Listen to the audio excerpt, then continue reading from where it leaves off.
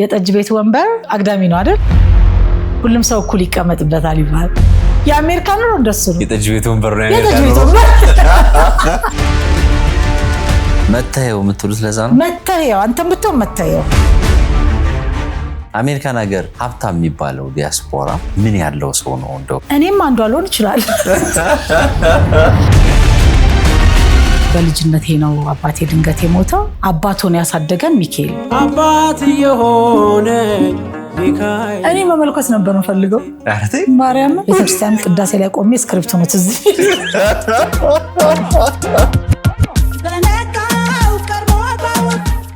ከሲል ካሴቻ ባተ ኮትና ሱሪ ለብሳ ተደርሳለች። በስመ አብ ወልደ መንፈስ ቅዱስ የተደርሳለች። አሜሪካ ምን አይነት ሀገር ነች? መኪና መኖር ቢግ ዲል አይደል? አብሶ ይሄ የሚፈርምልህ ምናምን ካገኘ አዲስ ከሆነ ስትመጣ እኔ እፈርምልሃለሁ፣ ችግር የለም። ግን አሜሪካ ሄደ ሰው ትንሽ ሰርች ይመጣል ይላል፣ ግን አብዛኛው ሰው አይመለስ። አዎ፣ ግን አሁን እኮ እንመለስም ብንል ብር የለንም። እንዴ ብር የላችሁ? እኔ ብር የለኝም። 13 ዓመት አሜሪካ ነኝ። ወይ በስመ አብ አንተ። አሁን አንቺ እንግዲህ እንደማይሽ ነጭ ነው የምትመስለው፣ ግን የሚፈለገው ያንተ ከለር አይነት። ኧረ ተይ ካስታርክሽ ሰጂኝ። እንግዲህ ከኢትዮጵያ እስከ አሜሪካ ያልተነገረውን ይሄን የመሰለ ታሪክ ለመጀመሪያ ጊዜ በጣም ብዙ። ቀጣይ የአውሮፓ መዳረሻችን ከቬጂታን ኢትዮጵያ ቱር ኤንድ ትራቭል ፓሪስ፣ ዙሪክ እና ሚላን ሆኗል። እርስዎም በግል አሊያም ከቤተሰቦ ጋር በአውሮፓ የማይረሳና ድንቅ ጊዜ ለማሳለፍ ቬጂታን ኢትዮጵያ ቱር ኤንድ ትራቭል ምርጫው ያድርጉና አሁኑኑ በዚህ ቁጥር ደውለው ቀጣይ ጉዞውን ቡክ ያድርጉ። ቬጂታን ኢትዮጵያ ቱር ኤንድ ትራቭል ዓለምን ከኛ ጋር ይጎብኙ። Thank you so much and welcome. Thank you. አመሰግናለሁ ስለጋበዛችሁኝ፣ ስለመጣው ደስ ብሎኛል። አመሰግናለሁ። ኢትዮጵያን ዲያስፖራዎች በአውሮፓ አሜሪካ የሚኖሩ በካናዳ አውስትራሊያ ብዙ የሚኖሩትን እኛ ይሄን እንሰራለን፣ በያሉበት ለመድረስ እየሞከርን ነው። ግን ደግሞ ወደ ኢትዮጵያም ሲመጡ ዲያስፖራዎች ማራኪው ግን እየጎበኙ ነውና በጣም ደስ ብሎናል። በቀጣይ ኢትዮጵያ የምትመጡ ዲያስፖራዎች ማራኪው መታችሁ የስደት ህይወታችሁን፣ ስራችሁን፣ ስኬታችሁን፣ ቤተሰባችሁን እንድታወጉ እንድታካፍሉን በአክብሮት ጋብዘናል። በዚህ ቁጥር ሁላችሁም ጻፉልን፣ እኛ ዌልካም ብለን እንቀበላችኋለን። Thank you so much በድጋሚ በጣም ደስ ብሎኛል። እኔም አንድ 4 ዓመት ቆይቻለሁ ከመጣው፣ ግን ከ4 ዓመት በኋላ ነው ከ4 ዓመት በኋላ ነው የመጣው። እንዴት አገኘሽው? ከ4 ዓመት በኋላ ደስ ይላል። ያው አገር ስትመለስ ናፍቆት አይደል ታየው፣ ከቤተሰብ ጋር መገናኘት፣ ቤተክርስቲያን መሄድ፣ ጓደኞች ጋር ሻይ መጠጣት፣ ቁጭ ብሎ ቡና መጠጣት፣ ሁሉም ነገር ደስ ይላል። እነዚህ ያልሻቸው ነገሮች እዛ በብዛት የሉም ወር የሉም? አሉ፣ ግን ቤተክርስቲያን አለ። ቤተክርስቲያኖች አሉ። እኔ የምኖረው ኮለምበስ ኦሃዮ ነው። ብዙ ቤተክርስቲያኖች አሉ። ሁሉም ጋር እንሄዳለን፣ ግን ይሄ ማህበራዊ ነገር ብዙ የለም። ለምሳሌ እኔ ጓደኛዬን ነይ ብላት ሻይን ጠጣ ብላት፣ ምናልባት የእሷ ስራ ናይት ሊሆን ይችላል፣ እኔ ቀን ሆናል የምሰራው። ካፌም በሄደ ቁጭ ነው የምትለው ለብቻ ማለት ነው። አለዛ እነሱን ለማግኘት ለወራቶች በኋላ ተፈላልገ ምናምን ነው የምትገናኘው። ስኬጁል ጠብቃችሁ ሲዝኑም ይወስነዋል። ብዙ ጊዜ ዊንተር ላይ ሰው አታገኝም። ብርድ ነው፣ በረዶ ነው፣ መንዳት ከባድ ነው እና ሰው ማግኘት ደስ የሚል ሰመር ላይ ነው። ደማሆፕ ሪል ስቴት ከብሪቲሽ ኤምባሲ አጠገብ በጀመርነው ግዙፍ ቀበና የወንዝ ዳር የመኖሪያ መንደር በ15% ቅድመ ክፍያ ብቻ ለሽያጭ አቅርበናል። እንዲሁም በመሃል ቦሌ መድኃኔዓለም 95% የተጠናቀቁ ውስን የንግድ ሱቆች ልዩ የ30% ቅናሽ አዘጋጅተናል። በንግድ መዲናዋ ሾላ በአጭር ጊዜ የሚረከቧቸውን ዘመናዊ አፓርትመንቶችና የንግድ ሱቆችን በሾላ 1 እና 2 በከፍተኛ ጥራትና ፍጥነት እየገነባን እንገኛለን። ደማሆፕ ሪል ስቴት ቅንጦት ይገባውታል። ምናልባት አሁን እየተመለከቱ ብዙዎች አንቺን በማስታወቂያ በፊልም ከዚህ በፊት ያዩ ሰዎች እንዴ ያሉ ሊሆን ይችላል። የት እንዳለሽም ማያውቁ ሰዎች ሊኖሩ ይችላሉ አይደለ? ከሚዲያ ጋር ተራርቀሻል? ከዚህ አሁን ከወጣው 13 ዓመት ሆነኝ። ከዛ በፊት ኢትዮጵያ ያለው ወደ 15 ፊልሞች ሰርቻለሁ። 5 ቲያትሮች ሰርቻለሁ። የመጨረሻው ቲያትሬ ቅድስተ ካናዳ የሚል ነበር። ኃይሉ ጸጋዬ የሚያዘጋጀው የሚታወንበት ወደ 4-5 ማስታወቂያ ሰርቼ የመጨረሻ ሮብለታ ቲያትር አቅርበን አርብለታ ነበር ወደ አሜሪካ የሄድኩት።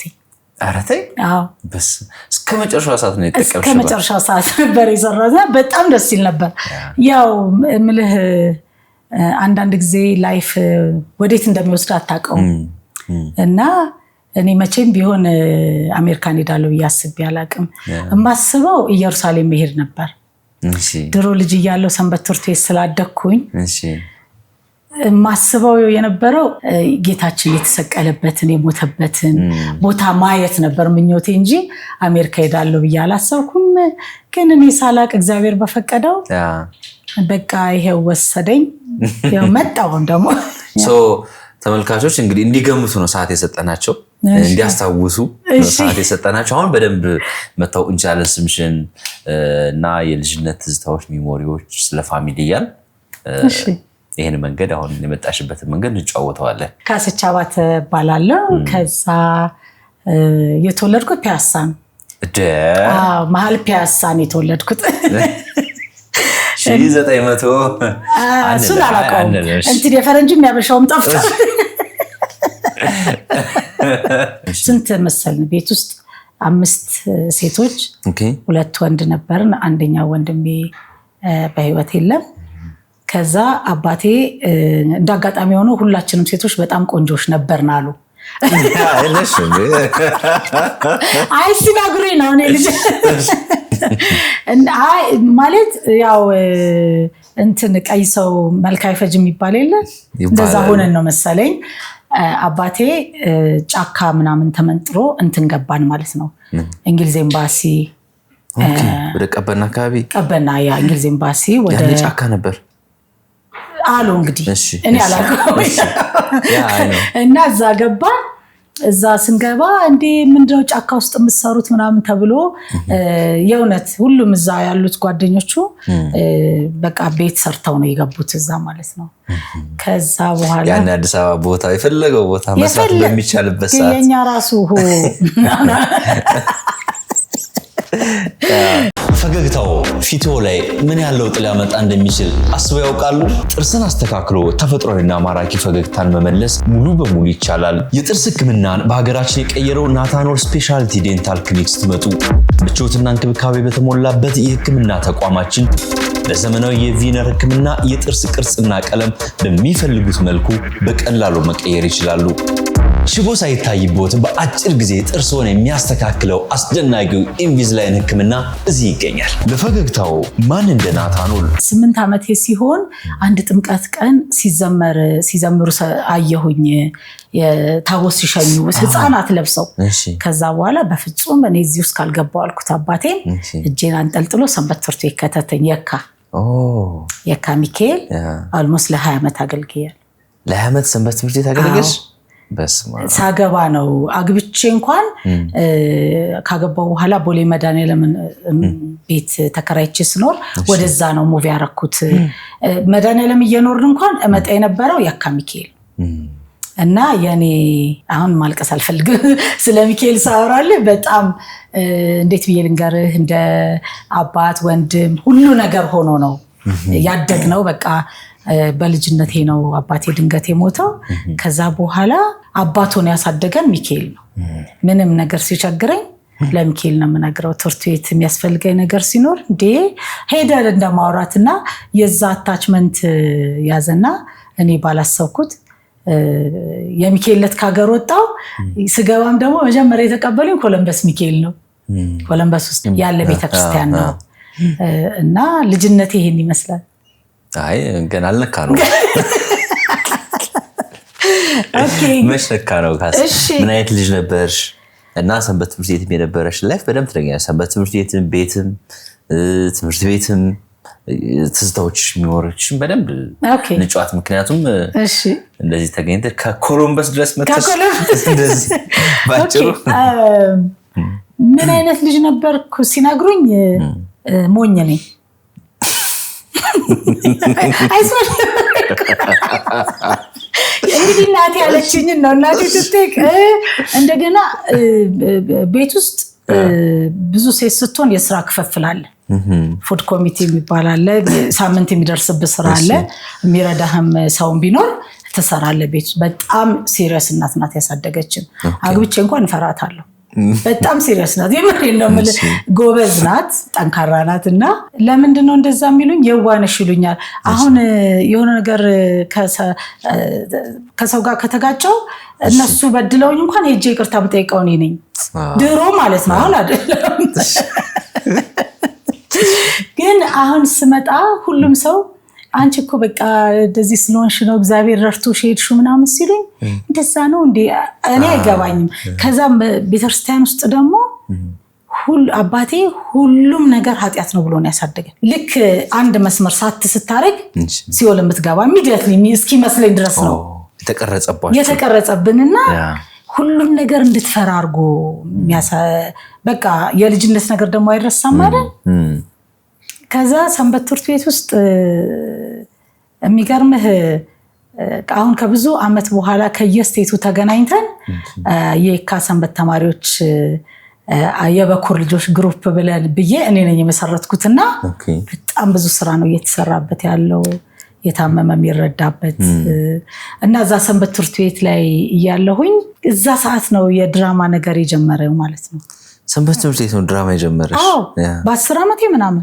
እንትንስ እንዴት ነበር ባላንስ የሚደረገው ወይ የለም የተቀረጻችሁበትና ያለፋችሁበት መንገድ ይሄ ወጣትነቱ ታይሙ ምናምን አለ አይደለ ሰርክል ጓደኛ መዝናናት እንደዛ አይነት ነገሮች ነው ወደዛ መስመር ውስጥ አልገባችሁም አሁን ሰንበት ትምህርት ቤት ሆነ በየቀኑ በየሳምንቱ ዱድ የምትሰማው የእግዚአብሔር ቃል ነው እና ራሱ ድሪም ስታረግ እኔ ካገባው በቅዱስ ቁርባን ማገባው ጨረሽ ስለጓደኛ መያዝ ኧረ ሲጠይቁ ዞር በል ካጠገቤ ነው የምትለው ኃጢአት ነው የሚመስል አንቺ ደግሞ እንግዲህ ቆንጆ አይደለም እናትዬ እንደዛ ነጠላ ለብሰ ነው የምትሄደው ግን እንትን ነው አሉ ከሰንበት ትምህርት ቤት ወጥተው ተጋብተው እንትን ነው ይሄ እንደ ዓለማዊ ስርዓት አይደለም ሲጀመርም ስትሪክት ሆኖ ነው የሚጀምረው ጓደኝነት ራሱ ሲጀምር በቃ ስትሪክት ሆኖ ከጋብቻ በፊት ምንም ነገር ማድረግ አንችልም ብለ ነው ከዛ በኋላ ነው ሰንበት አብረ ጓደኛ ሆነ አለበዛ ለማን ተናገራለ መሰለ ነሳባት የለንም ድሮ ልጆች ስለነበር የሚያስተምር አንድ ሰው አለ አይደል አንድ አባት ይመደብ የለም ለሱ ነው የምትናገረው ምን ብላችሁ እንዴ ጓደኛ እንደዚህ ብሎ አለኝ ምን ልበል ሄጅ በስማ አንቺ ታይ እንደዚህ ከሆነች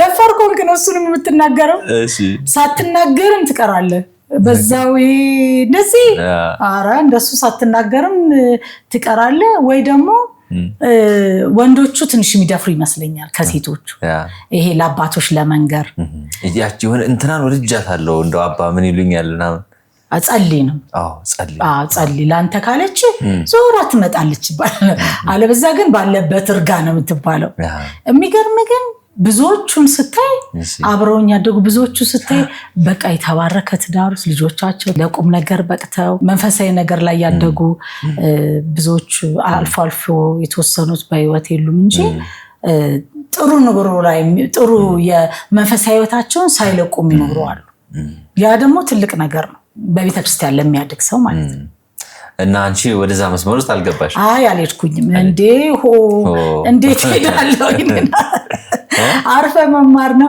እኔ እንደውም የሚገርምህ እንደው ዝላውራው እዚህ የማይወራ ነገር የለም እኔ መመልኮስ ነበር የምፈልገው ማርያም የሆነ ተቆራውን ሶሲያይኒ ወይ ጉድ ካሰት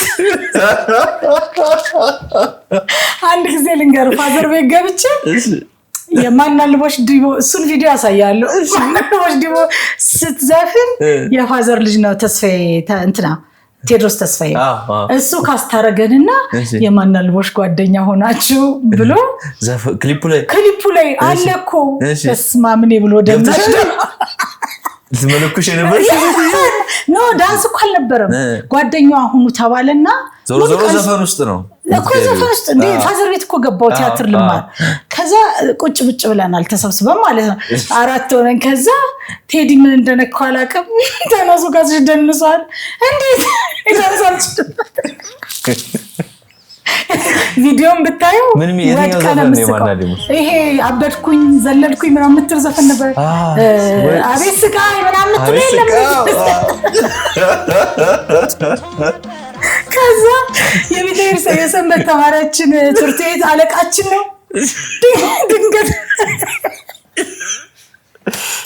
ድንገት በካፌ ሲያልፍ ትልቅ ስጋ ቤት ውስጥ ስክሪን ተለጥፎ ያ ዘፈን ተለቋል። የዛ ሰሞን ደግሞ በጣም ፌመስ ነበረች እና ትክ ሲል ካሴቻ ባተ ኮትና ሱሪ ለብሳ ተደረሳለች። በስመ አብ ወልደ መንፈስ ቅዱስ የትደርሳለች ተባለች። እኔ እግዚአብሔር ምስክሬ ነው። እንደዛን ቀን እሱን ማየት ሁሉም ሰው እንዳያገኝሽ። ለምን ዘፈኑን እኮ የምን ዘፈን ረስቻለሁ ካሜራ ወጥቷል። አንቺ ረሳሽው እንዴ? ረሳሁት። እኔ በቃ ስራ አይደለ ፋዘር ቤት እያለን እኮ ብዙ ስራ ሰርቻለሁ። የቪኑስን ነጋዴ ሰራ ነው እዛ ካስተደርጌ ነው። ይሄ ሙዚቃ መሆኑ ነው ይሄኛው። አዎ በቃ እኛ ለስራ ነው ይሄር ነው እና በቃ እና ምን ደግሞ ምን አለ መሰለ በቃ የሆነ ለየት ለማለት ኮትና ሱሪ ፎርማል ነገር ሱፍ ለብሳችሁ ነው አለን እና ሱፍ ይዘን ሄድን ከቤት እና ወይኔ ባየሁት ቁጥር እኮ በቃ ሳቄ እንኳን አይቆምም። እንዴት እንደንስ እንደነበር በየመናፈሻው መናፈሻ ውስጥ አይቀርም። ምን እሷም ጎበዝ ነበረች። በቃ የት ትደርሳለች የተባለችው ልጅ ዳንሰኛዋ ነች እንዳላያት ብሎ አላረዛ እንዳይሽ ይሉኛል። በቃ ረጅም ጊዜና ብዙ ጊዜ ገዳም ሄዳለሁ። ብዙ ጊዜ መናገሻ መድኃኒዓለም ጦጦ ኪዳነ ምሕረት ሄዳለሁ። ሱባኤ እንይዛለን። በቃ እዛ 1 ወር ምናምን ቆይተ 15 ቀን 2 ጾም ፍልሰታን ቆይተ ስመጣ ከተማው ሲያስጠላ ከሰው ማውራት አልወድ በጣም የሚያስጠላ ምን መሰለ በቃ ጸጥ ያለ ህይወት አይደል እና እዛ ቆይተን ስንመለስ እኔ ሁሉ ቀን ለምን አልቀርምላቸዋለሁ እናንተ ለምን አትሄዱም? እኛ ለምን ኧረ እኔ ተመልሽ ደግሞ ትልልቆች አብረውን ይሄዳሉ። ዛሬ አዋክበውን ይዘውን ይመጣሉ። ከዛ ግን አባቶች ምን እየመከሩ መጡ? በትዳር መኖርም እኮ ኃጢአት አይደለም።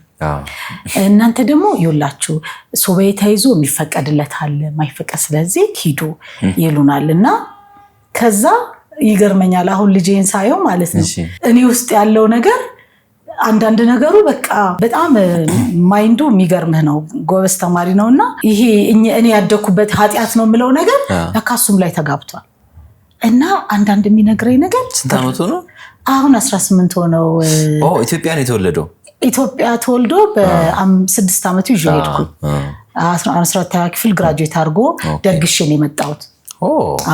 እዛ 12ኛ ክፍል ነው ምርቃት። ኮንግራቹሌሽን። ቴንክ ዩ በጣም እግዚአብሔር ይመስገን። እዚህ ማድረስ ቀላል አይደለም። እኔ ሐሳቤ አሜሪካን ሄጄ በ3 ዓመት መጥቼ ፊልም ሰራለሁ ነበር። ከዛ ግን ልጄን ሳሳድግ ራሴ ነበርኩ 12 ዓመት ያመላለስኩት ትምህርት ቤት። በቃ አንዴ በባስ ሄደና ጥሩ ያልሆነ ነገር አየ እና አወራ። ከዛ በኋላ 12 ዓመት ጠዋት ማታ አመላልሽ። በዛ ላይ ስፖርተኛ ነው፣ ኳስ ተጫዋች ነው። ያ በቃ እሱን ይዤ ኳስ ሳከራለሁ ሲባል 1 ሰዓት ድራይቭ አድርጋለሁ ምናምን። ደስ የኔ ነገር እንደተጋባበት ሳይ ደስ እያለኝ መጥቷል። አሁን እንደ ውጭ እንደሚያድጉ ልጆች አይደለም። ወደዚህኛው ስቶሪ እንመለስና የጨረሰው እንሄዳለን። ሰው መመንኮስ ነበር የምትፈልጊው ግን እንግዲህ አልሆነም። ቢሆን ነበር ጥሩ። ለነገሩ እንኳን አይጸጽተኝም። ይሄን የመሰለ ቆንጅዬ ጎረምሳ ስለወለድኩኝ እንትን እግዚአብሔር በፈቀደው ነው የሚሆነው። ቲያትሩን እየሰራሽ ከዛ ደግሞ ዓለማዊም ሰንበት ትምህርት ቤቱንም ባላንስ እያደረግሽ ትምህርት እስከየት ቀጠለ? 12ኛ ክፍል እንደጨረስኩኝ ነጥብ አልመጣልኝም ነበር። አንድ ትምህርት ቤት ገባሁ፣ ሮሃ ኮሌጅ የሚባል። እዛ እየተማርኩኝ ቲያትር እንደሆነ ኢንተርስቴ ስታቅ አስተማሪዋ ፋዘር ጋር ላከች። ከዛ ፋዘር ጋር ገባሁና ፋዘር ለአዲስ አበባ ዩኒቨርሲቲ ጻፈልን እንትን የሚል ብቁ ናቸው እና ነጥብም ነበረኝ በዛ ጊዜ የቀን አያስገባኝም ነበር የማታ ግን መማር እችል ነበር ከዛ ፋዘር ጻፈልን ያንን ለቲያትሪካል አርት እንድንማር ጻፈልን 97 ላይ ያረብሻ ተነሳ ሳንጨርስ ቀረ ፋዘር ቤት ከቀጠልኩ በኋላ ይሄ ትወና ውስጥ አንድ ጊዜ ነፍሱን ይማረው ፍቃዱ ተክለማርያም ምን አለ ይሄ ትወና እኮ ለክፍት ነው አለ በቃ ቤተሰቦች የሚፈልጉት ሌላ የሚገርም ይሄን ሁሉ ፊልም ስሰራ አንድ ሰው መጥቶ አልመረቀልኝም ከቤተሰቦች ብሶቴ ልንገራ አይፈልጉ ነበር እንሰሪ አይፈልጉ ኦኬ ስራ አይመስላቸው የሆነ ነገር እንደምሰራ ያውቃሉ እንደውም በቲቪ ሲያዩ ነው የሚገርማቸው ምናምን ፋዘር ቤት እያለን ብዙ ሰው መጀመሪያ ኮረስ ያደረጉን ነበር አጃቢ ተዋናይ ማለት ነው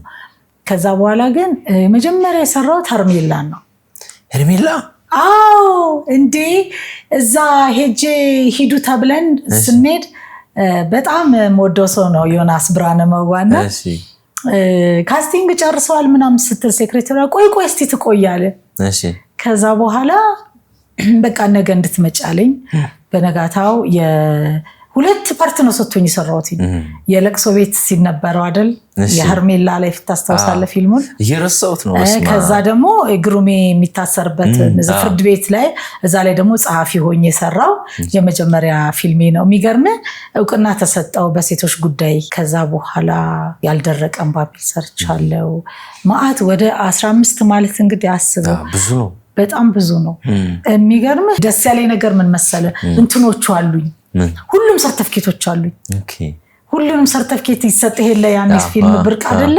ስታስመርቅ ምናምን አሁን ልወጣ አካባቢ የሜሪን ፊልም የተከፈለበት የሚል እንደገና መቅደስ በቀለ ፕሮዲዩስ ያደረገችው የጻፈችው ሊነጋ ሲል በጣም አሪፍ ስራ እሱም ላይ ሰራን ከዛ ግን እኔ ቲያትር ነው ብዙ የምወደው ከፊልም የበለጠ ቲያትር በጣም ነው ደስ የሚለኝ ከተስፋዬ ገሰሰ ጋር የመስራት እድሉ ነበር የቬኒሱን ነጋዴ መጽሐፍ ሲመረቅ ሰውየው ሞቷል የሱን የሆነ የኛ አመት ሲያስመርቅ የዛን ቀን ስሩ ተብለን ከተስፋዬ ገሰሰ ጋር ፕሮፌሰር ነፍሱን ይማር ከስራ ሰርቻለሁ ከዛ በተረፈ አያልነህ ሙላት ጋር ሰርቻለሁ የፑሽኪን ነው አይደል ፑሽኪን ነው የሚባለው አዎ እዛ ፑሽኪን ሰርቻለሁ መዘጋጃ ተከታታይ ሬዲዮ ድራማ በጣም ብዙ ነበር ጽፍ ነበር ሁላ በጣም ስክሪፕት መጻፍ ወዳለሁ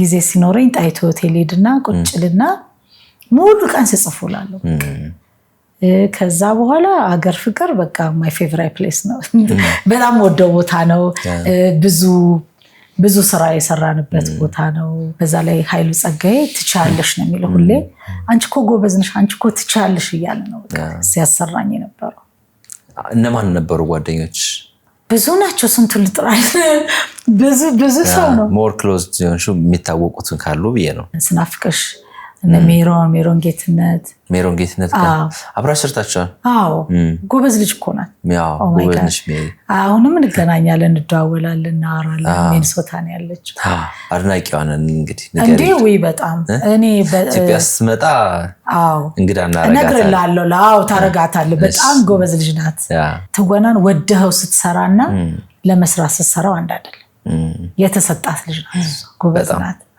አዶን ነው 15 16 ዓመት ልጆኝ እንደሆነ አላቅም ብሔራዊ ቲያትር ይዘውኝ ገብተው ሙላለም ስትሰራየው አይቻ ስትጨርስ አንድ ቀን እንደሷ መሆን አይቀርም ብያለሁ በጣም ሙላለምን እሷን በጣም የምወዳቸው እና ሀረጋዊን ጎበዞች የሚባሉ በጣም ብዙ አሉ ለነገሩ ብዙዎቹ ጎበዞች እኮ ናቸው ይገርም ነው ሁሌም ቪዲዮ ታያለሽ ስቃለሽ ታዲያ ህጋዊ ቤተሰብ ለመሆን ለምን ፈራሽ አሁኑኑ ሰብስክራይብ የሚለውን በተን ተጫኝና ህጋዊ ቤተሰብ ሁኑ የሰው ወሬ የሚጥፋ ሰብስክራይብ በህልሜ ምን ያለው እህቴ አሜሪካን ትኖራለች እሺ እዛ ሀገር ሄጄ በቃ ሰዎች ቤት ውስጥ ሴሌብሪቲ ያረጉ እህቴ ዕቃ ስገዛልኝ ምናምን እንዴ ምንድነው ብዬ ጧት ብንንስል የጓደኛዬ ስልክ ነው የቀሰቀሰኝ ከዛ ኧረ በእናትሽ ዛሬ በህልሜ ሲስተር ጋር ያደርኩት አንቺ ዲቪ ሞልተሻል እንዴ አለችኝ እኔ እንጃ እኔ መሙላቴንም አላስታውስም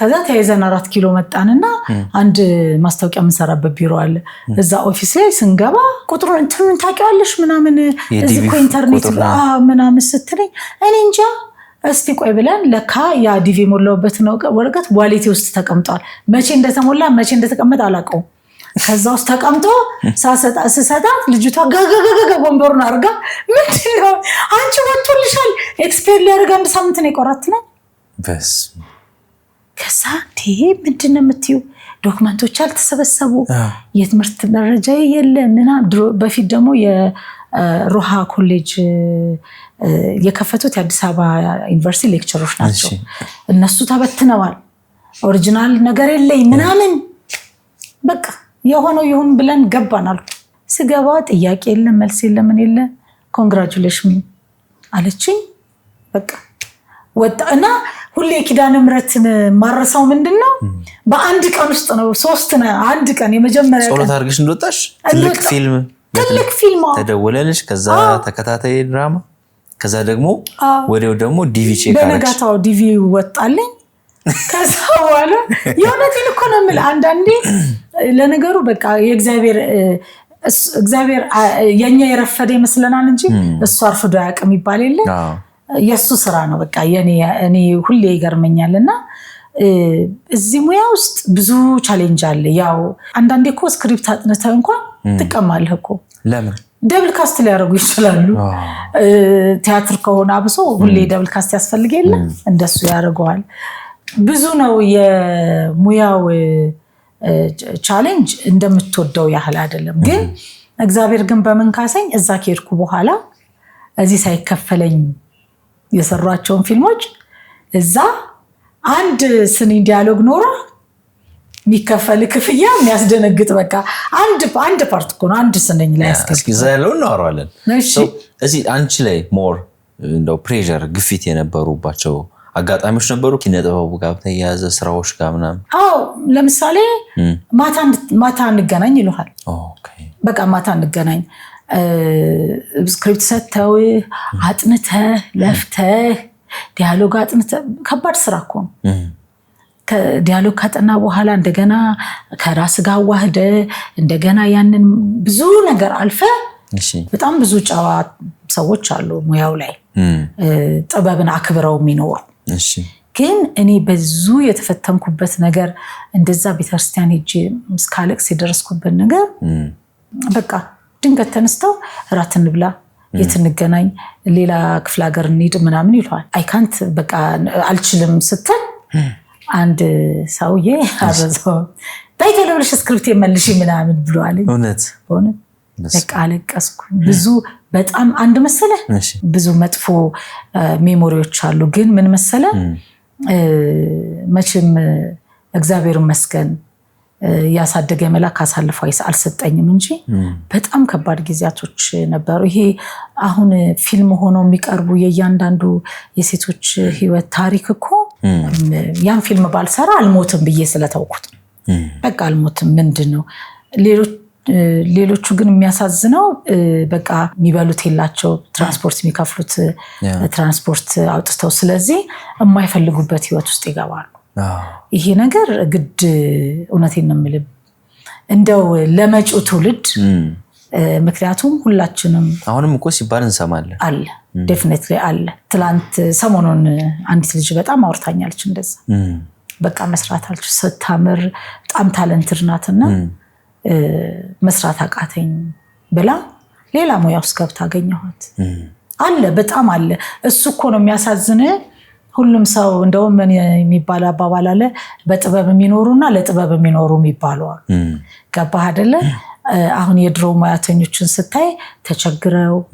ምን ብለው ለጥበብ ነው ማን ነው መኪና ያለው ሰው እኔ የመጀመሪያ ቀን ሰራዊት ፍቅሬ ቢሮ ሲሄድ እንዴ ምንድነው እንኩሉ 3 ቢሮ አርፊ አንተ ቢሮ ምገባው ምናምን አልኩትና ምን ፈልግሻል እኔ እንትን መዘጋጃ ሬዲዮ ሰራለውና እንድታሰራኝ ነው የመጣሁት አልኩት ስለው በቃ አወራኝ በጣም እግዚአብሔር ያክብረው በጣም ጥሩ ሰው ነውና እኔ አለኝ የመጀመሪያ ስራዬ ላይ የተከፈለኝ 3 ብር ከ50 ነው አለኝ አይ እኔ እበልጣለሁ እኔ 300 ብር ተከፍሎኛል አልኩትና ሄድኩኝና አንዳንድ አሉ አክብረው ነይ ስሪ ብለው። እኔ አሁን ዘላለም ኩራባቸው በጣም ብዙ ማስታወቂያዎችን ያሰራኝ ነበር። ብዙ ሙያውን አክብረው የሚሰሩ ሰዎች አሉ። በዛ ነው ያክል ደግሞ ካስቲንግ ተጠርተ እያዘኑ ይደውሉልኛል። በቃ ካሰች እንዴት ነው እግዚአብሔር ረድቶሽ ከዚህ ሀገር ይወጣሽ መስራት አቃተን ይላሉ። ግን ምን ታደርጋለህ? ሰው ፈሪሃ እግዚአብሔር ከሌለው ትተውት መውጣት ነው። አንድ ቀን የራስ ቀን ሊኖር ይችላል። የራስ ቀን ሲመጣ የራስን ስራ እኔ አሁን ከኮቪድ በፊት ፕሮዲውስ ላደርግ ያሰብኩት ፊልም ነበረ። በቃ ኮቪድ ገባ። ኮቪድ ከወጣ በኋላ ደግሞ በቃ ባለው ስራው ክፍለ ሀገር ላይ ነበር የሚሰራው። ክፍለ ሀገር መውጣት ያልቻልንበት ሲቹዌሽን ነበረ እንጂ የራስ ቀን ሲመጣ ትልቅ ስራ ይዘህ ትወጣለህ። ቀጣይ የአውሮፓ መዳረሻችን ከቬጂታን ኢትዮጵያ ቱር ኤንድ ትራቭል ፓሪስ፣ ዙሪክ እና ሚላን ሆኗል። እርስዎም በግል አሊያም ከቤተሰቦ ጋር በአውሮፓ የማይረሳና ድንቅ ጊዜ ለማሳለፍ ቬጂታን ኢትዮጵያ ቱር ኤንድ ትራቭል ምርጫው ያድርጉና አሁኑኑ በዚህ ቁጥር ደውለው ቀጣይ ጉዞን ቡክ ያድርጉ። ቬጂታን ኢትዮጵያ ቱር ኤንድ ትራቭል ዓለምን ከኛ ጋር ይጎብኙ። ባለቤትሽ ጋር እንዴት ተዋወቃችሁ? ሱሪሊ ነው የሚባለው። ይሄ ያስጠጣል ነው? ይሄ ያስጠጣል። የድሮ ታውቃለህ መስኮት ድራማ የሚባል መስኮት ድራማ ተቀርጸን ስንመጣ እየሸኙኝ ነበረ። በመኪና የመዘጋጃ መኪና ነበረ እየሸኙኝ ነበርና አይ ይበቃኛል እዚህ ድረስ ከዚህ በኋላ ቅርብ ነኝ በታክሲ ሄዳለሁ ብዬ ወረድኩና ታክሲ ውስጥ ገባሁ። ልክ ታክሲ ውስጥ ስገባ አጠገቤ እሱ ፎቅ አለልኝ ታክሲ ውስጥ ማለት ነው። ከዛ አያቀም ፊልም ሰሪ መሆኔ ምናምንና አያቀኝም። እንዳልኩ የፊልም ሰው አይደለም። ከዛ እያወራን መጣን ምናምንና እንዳጋጣሚ ከፊታችን የተቀመጠው ልጅ እንዴ እኔ እኮ አቅሻለሁ ማስታወቂያ ላይ ምናምን ሰው ከዛ ዞሮ ፊልም ሰሪ ነሽ እንዴ ምናምን አለኝ። አልኩትኝ። ከዛ አረ እንደውም ቲያትር አለኝ ጋብዝሃለሁ ከፈለክ አልኩት። የዛን ጊዜ ጊፍት ካርድ መስጠት ማን ነው ጊፍት ካርድ ነው የሚባለው እንትኑ ፖስት ካርድ ምናምን ቲያትር እንዲገቡበት ኢንቫይት የምታደርግበት እሱን መስጠት በጣም እኛ በጣም ደስ ብሎና የምንሰጠው እዩን እያልን ነው የምንሰጠው። ከዛ እሱን እጋብዛለሁ ምናምን አልኩት። ስልክም አልተለዋወጥ ምናምን ተጠፋፋን በቃ። ከዛ ጠፍቶ ብቻ ከዛ እኔ ሚካኤል ጸበል ጋር ነበረ ቤቴ ወረድኩኝ ከታክሲ ማለት ነው እና ገባሁኝ። ከዛ እሱም ሄደ በቃ አንድ ቀን ሀገር ፍቅር መጥቶ ስልክ እንትን ካለ አንድ ሰው አሁን መተህ ካሰችን ፈልጌ ነው ካል በፍሪ ትገባለህ አይደለ እንደሱ ማለት ነው። ከዛ በቃ ብዙ ቀን ጸበሉ አካይ መጣሁ አለ እውነት አንቺ ፈልገኝ ማለት ነው።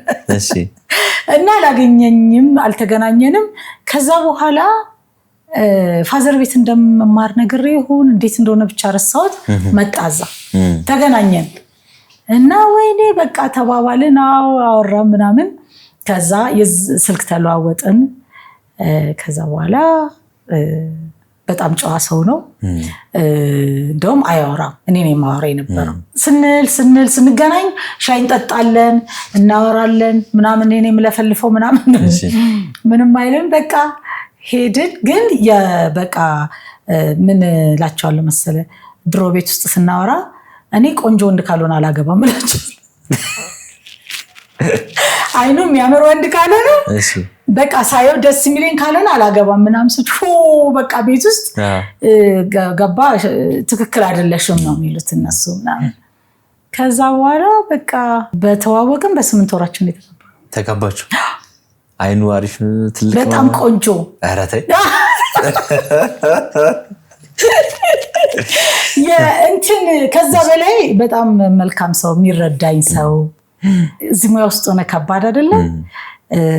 ተነስቼ ክፍለ ሀገር ፊልም ስራ ሄዳለሁ። እዚሁ አዲስ አበባ እያለ ቀረጻ ታድሬለ ብዙ ስራ ስትሰራ በቃ በሁሉም ነገር ተረድቶኝ የሚኖር ሰው ነው እና እኔ እንደውም በቃ እግዚአብሔር ስጦታ ነው ነው የምለው። አሜሪካንም ከሄድን በኋላ በሁሉ ስራዬት በሁሉ ታውቃለህ የውጭው ዓለም ሁለት ሆነ ካልሰራ ከባድ አይደለ? እሱ በአትስሪ ነው የሚለኝ። እንደውም የራሴን ስራ ነው የምሰራውን ብዙ ጊዜ ተጨማሪም ከስተመር ሰርቪስ ምናምን እሰራለሁ። ግን አራት ስሪ ታዩ ከደከመሽ የሚለኝ በጣም ይረዳኝ ሰው ነው እና ሁሌ እግዚአብሔርን አመሰግነዋለሁ። እና ሱሪሊ ነው የሚባለው እና ሱራፌል ነው ስሙ። እኔ ብቻ ነኝ ሱሪሊ የምለው። ሱሪሊ ራስሽ ስታቆላምጪ ነው? አቆላምጪው ነው መሰለኝ። ዲቪ አብራችሁ ነው የሞላችሁት? ዲቪ እኔ ነኝ የሞላሁት። እንዲህ ጉልበቴ ላይ አድርጌ ብጭርጭር ባለ ጽሁፍ አንድ ቀን ዴድላይኑ የደረሰ ቀን እህቴ ትደውልና ፕሊስ ምን አለ ዲቪ ብትሞይ አለችኝ። ወይ እኔ ድሮ አንዴ ሞልቻለሁና ምን ያደርግልኛል ምናምን ስል እኔ ልቤ ቆሟል። ሌላ ሀገር ልንሄድ አይደል ቲያትር ምናምን ይዘን ከዛ ቁጭ ብዬ ደወልኩለትና አንተ በርዝዴ ስንት ነው? ኧረ ብነሽ እኔ ቢዚ ነኝ ምናምን የራሳቸው አይቲ ላይ ነው ያለውና የአይቲ ሙያ ላይ ነው ያለውና በጣም ቢዚ ነኝ ምናምን ሲል አንተ ላክ ቶሎ ብለህ ንገረኝ ምናምን እያልኩኝ ሞላው። እኔንም የልጄን እኔ ነኝ የሞላሁት። እኔ ነኝ እድለኛዋ። አንቺ ሞልተሽው ግን ሁሉንም ባለቤትሽንም ልጅሽንም ሞልተሽ? አዎ ሞላውኝና ቦርሳዬ ማአት ትንንሽ ፎቶዎች አሉ። ድሮ ታውቃለህ ትንሽ ፎቶዎች አይደል ያሉት ቦርሳ ውስጥ እሱን አብሬ አያይዤ ሰጠው ምናምን። ከዛ በቃ ዲቪ ወጣ እና እዛም ከሄድን በኋላ በቃ እሱ ባይረዳኝ እንዴት ነው የዛ ሀገር ላይፍ የሚገፋው ነው የምትል። በጣም ከባድ። እኔ አሁን ብቻቸውን ለሚሄዱ ሰዎች በጣም ነው የማዝነው። ቢያንስ ሲከፋ ታወራለህ፣ ስትደሰት ታወራለህ። ቤተሰቦቹ በጣም የሚወዱኝ አይ ቲንክ ከሱ የበለጠ ብሎ ሳይወዱኝ አይቀርም። እውነት ሞት በጣም እንትን እና አሁን እንደ ሌላ እንደ ባሌ ቤት ነው ብያለ የማስበው።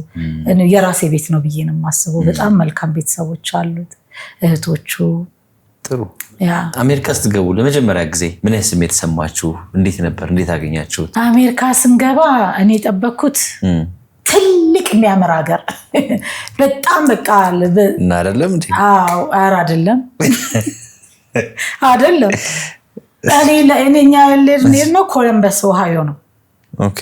እና የሆነ ግርግር ማታይበት ካልም የሆነ በቃ እዛው ብዙ ተወላጆች ብቻ እዛ የሚኖሩበት ሀገር እህቴ እዛ ስላለች እሷን ስፖንሰር ስለሆነችን እንጂ የኔ አካሄድ የኔ ፍላጎት ዲሲ ሄጄ እና ለምጻይ ወዳጆን ማግኘት ከነሱ ጋር መስራት ምናምን ነበር።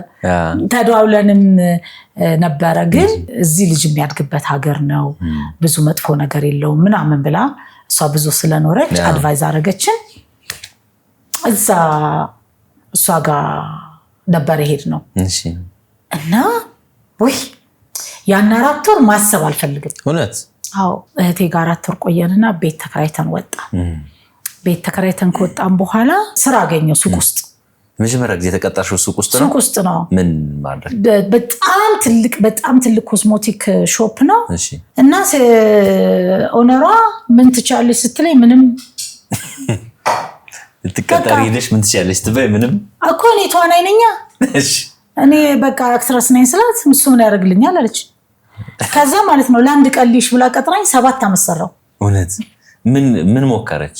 ለአንድ ቀልሽ ማለት በቃ ሰው ሲመጣ ትረዳለህ፣ የሚፈልጉትን ታሳያለህ ምናምን። 7 ዓመት አስበዋል።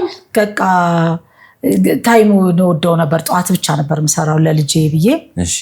ጠዋት ብቻ ስለነበረ ግን ከባድ ማለት ስራው አይደለም ከባዱ ኤቭሪዴይ መሄዱ አስበዋል። ከሰኞ እስከ ዓርብ ነው የምሄደው፣ ቅዳሜና እሑድ አልሰራም። በቃ ቢዚ ነህ፣ በሁሉ ነገር ቢዚ ነህ።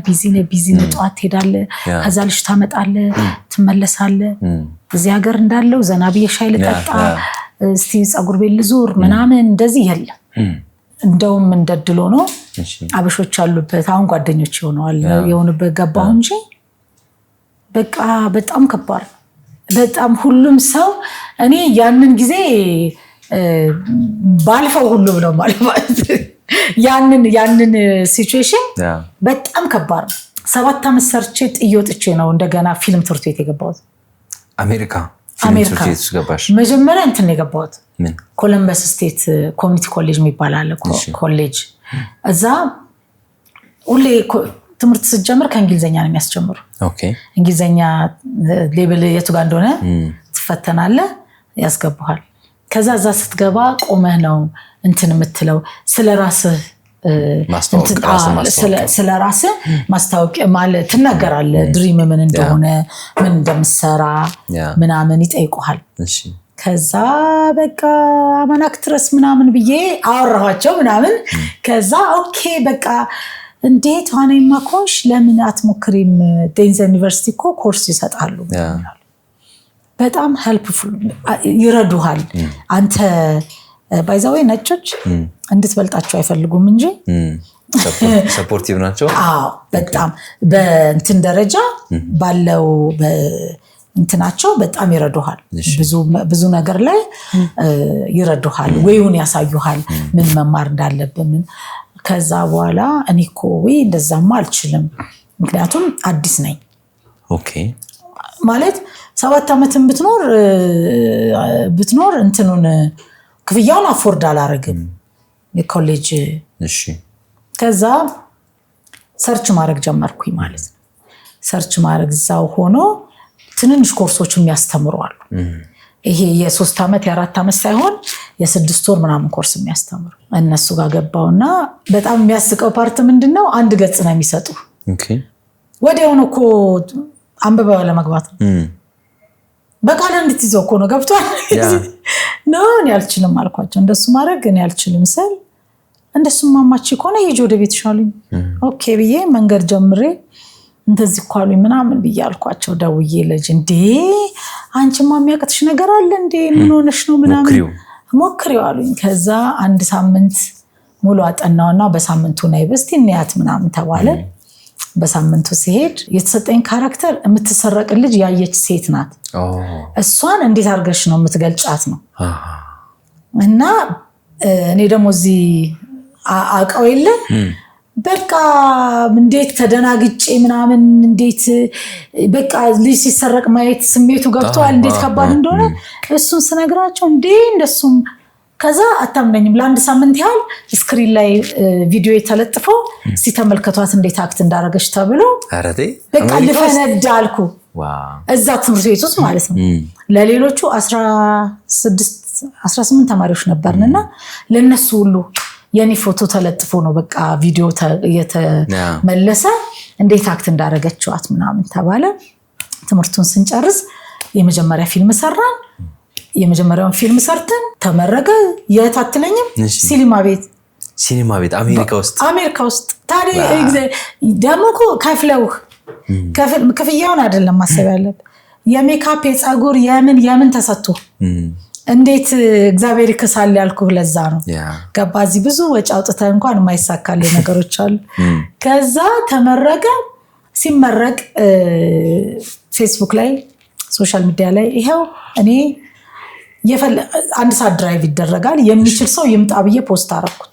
በቃ በስማም ብታይ ስንት መልካም ሰዎች አሉ መሰለ ከየስቴቱ እየደወሉ ኮንግራቹሌሽን በቃ እኔ የዛን ቀን ልፈነዳ ነው የደረስኩትኝ ብታይ እንትኑ ምኑ መሰለ አፍሪካ ሀገር የመጣች ሰው ብቸኛ ኢትዮጵያዊ እንደገና ደግሞ በቃ እስከዛሬ ስንሰማ የለም ደፍረው መግባት ነው የሚፈሩት የሚገርም አንደኛው ፊልም ተመረቀ ከዛ ስዛ ላይ ያየኝ ሰውዬ ሆሊውድ ውስጥ የነበረ ጡረታ የወጣ ዳይሬክተር እንደገና ካስታ ያረገኝም ሆሊውድ የነበረ ዳይሬክተር እሺ ጡረታ ወጥቶ ኮለምበስ ነው የሚኖረው እቺ ልጅ ፈልጋታለሁ ብሏል ከዛ ሁለተኛው ስራ ሲሰራ 15 ገጽ የሚሆን አይሰጡኝም በቃ ማርያም አየሹ እንዴት እንደማጣናም ከባድ ነው ምንድነው ፓርቱ እንደውም የብቸኛዋ ተከራካሪ ናት የአንድ ህፃን ልጅ አባቱን ገሎ ታሪኩ እሱ የሚፈርዱት እነዛ 9 ጠበቆች ና 12 ጠበቆች ናቸውና ኮርት ላይ ቁጭ ብላ እሷ ብቸኛዋ ናት አልገደለም ብላ ምትከራከር እና እኔ በጣም ተጠራጠራለሁ ማለት እየፈራን የሰጠኝ ሰውዬው ሁለተኛ ቋንቋዬ ነው ምናምን አስተማሪ ተጠራጠረኝ ያኛው ዳይሬክተሩ ግን በቃ ሰጡኝ ታወኝ በቃ ጧትም ስመጣ ቤተክርስቲያን ቅዳሴ ላይ ቆሜ ስክሪፕት ነው ትዝኝ ያስቀደሽ ስክሪፕት ነው እንትን እኮ ነው የሚወድብህ በቃ አይምሮ ውስጥ አይደለም ይያዘው እንዳለ እንትን ማለት አችልም ከዛ ወደዚህ ስል ስመለክ መጨረሻ ላይ አንድ ቀን ማለት ነው አባብለኝ አልኩት ልጄ በጣም ነው የሚረዳኝ አባ ብለኝ አልኩትና እሱ የሌሎች በጋራ አልታጠኑ ብዙ ካስት የተደረግኳባቸው ስራዎች እሱ ጋር አብሬ የሰራሁት ነው።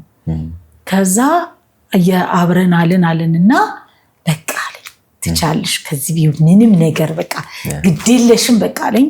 ሄድን የቀረጻው ቀን ነው። ከቀረጻው አንድ ሳምንት በፊት እንደዚህ አይደለም ባዶ ክፍል ትገባና ክብ ሰርተህ የጽሞና ጊዜ ትባላል። አይናቸውን ሲጨፍኑ እኔ ሰላም ለክ ይላል። በስመ አብ ወወልድ ወመንፈስ ቅዱስ ምንድነው ገባ የሆነ ነገር የሚጠሩ ነው የሚመስል ይሄ ገባ አይደለ በቃ ሌላ ነገር ነው የሚመስልና እነሱ በቃ አይናቸውን ጨፍሩና ሜሞራይዝ አድርጉ ነው። ግን እኔ ገብቻ አሁን ዘስማት ደግማለሁ በውስጤ ሌላ ምለው ነገር የለም። መጨረሻ በቃ ልብስ ካስት እየተደረግን እንደው የሆነ አገርሽን የሚያንጸባርቅ አፍሪካን እንደው የሚያንጸባርቅ ነገር ብትለብሽ ነው ደስ የሚለኝ። ሌሎቹ ሌላ አይነት ነገር ለብሰዋል ምናምን ሲለኝ ገለጽ እያደረኩኝ ፎቶዎች ማሳየት ጀመርኩ ማለት አረንጓዴ ቢጫ ቀዩን ሳይው ይሄ ይሻለኛል አይለኝም። ዋው ከዛ በጣም ነው የምታምሪው አለ። በቃ እንደዚህ ነው የምፈልገው አለ። ገባን። የዋናው ቀረጻ ከመጀመሩ በፊት በትንሽ እንደዚህ ክፍል ቀረጻው ይካሄዳል። እስቲ ምን ያህል ይዘዋል፣ ምን ያህል ይናበባሉ፣ እንትን ይሄ ክላይማክስ የሆኑ ታሪኮች አሉት፣ ጭቅጭቅ አለው፣ ለቅሶ አለው ምናምንና ብለው እሱ ላይ ስንገባ የተወሰኑት ነጮች መንተባተብ ጀመሩ። አበደ በቃ ሰውየው እሪ እንዴት ታደርጋላችሁ? እዛ ካሰቻም ሶ ፕራውድ ኦፍ ዩ ምናምን ሲለኝ ኧረ በስመ አብ ከዛ በኋላማ ማን ይቻለኝ አልኩ። እናንተ አታጠኑም እንዴ እንደምስ የምታስተዳኝ ልጅ እኮ ነው። አንዳንድ ቃላቶች እንዲህ ነው የሚባሉት የነሱ አክሰንት የተለየ አይደለም እንዲህ ነው የሚባሉት ብላ ያስጠናችኝ ልጅ አንቺ በደንብ ቲም እንደ ምን ሆነሽ ነው እሱን እስኪናደድ ድረስ አገኝሻለሁ። መጨረሻ ላይ በዋናው ቀን ሲቀረጽ ላታምነኝ ትችላለህ። ይሄ መፍራት መድረክ መስራት ጥሩ ነው ለምሳሌ አንድ ጊዜ እስክትገባ አይደለ ከዛ በኋላ በቃ ትረሳዋለህ ማለት እንደሱ ነው የሆንኩት። በቃ የመጨረሻ ተደስቶ አሜሪካኖች በጣም ካደነቁ እንደዚህ አድርገው ሊጨብጡ ይችላሉ እንጂ አያቅፉህም። ሰውየው እንደዚህ አድርጎ ነው ያቀፈኝ። ከዛ ወይ እግዚአብሔር እኔ እዛ ውስጥ የማመሰግነው መድኃኒዓለምን ነው ወይ ከዛ እሱም ተመረቀ። ሁለተኛ ፊልም በቃ የዛን ጊዜ ዝም ነው ያልኩት። እና ምን ተፈጠረ መሰለ ሰይጣን ደግሞ ክፉ አይደለ? ሚዲያ እንትን ፌስቡክ ላይ ሁሌ በቃ ያለውን ነገር ለቃለሁ ዝም ብዬ የሚደረገውን እና አሜሪካን ሀገር ቢዩቲሻን ነኝ እኔ ሜካፕ አርቲስት ነኝ። ሜካፕ ሰራለሁ፣ ቢዩቲሻን ነኝ። የራሴ ስራ ነው የምሰራው። አልፎ ወጥቼ ሰራለሁ። እና በጣም ብዙ ሰው እየደወለ ለምንድነው ስራ የተውሹ? ለምን መቼ ነው የተውኩት?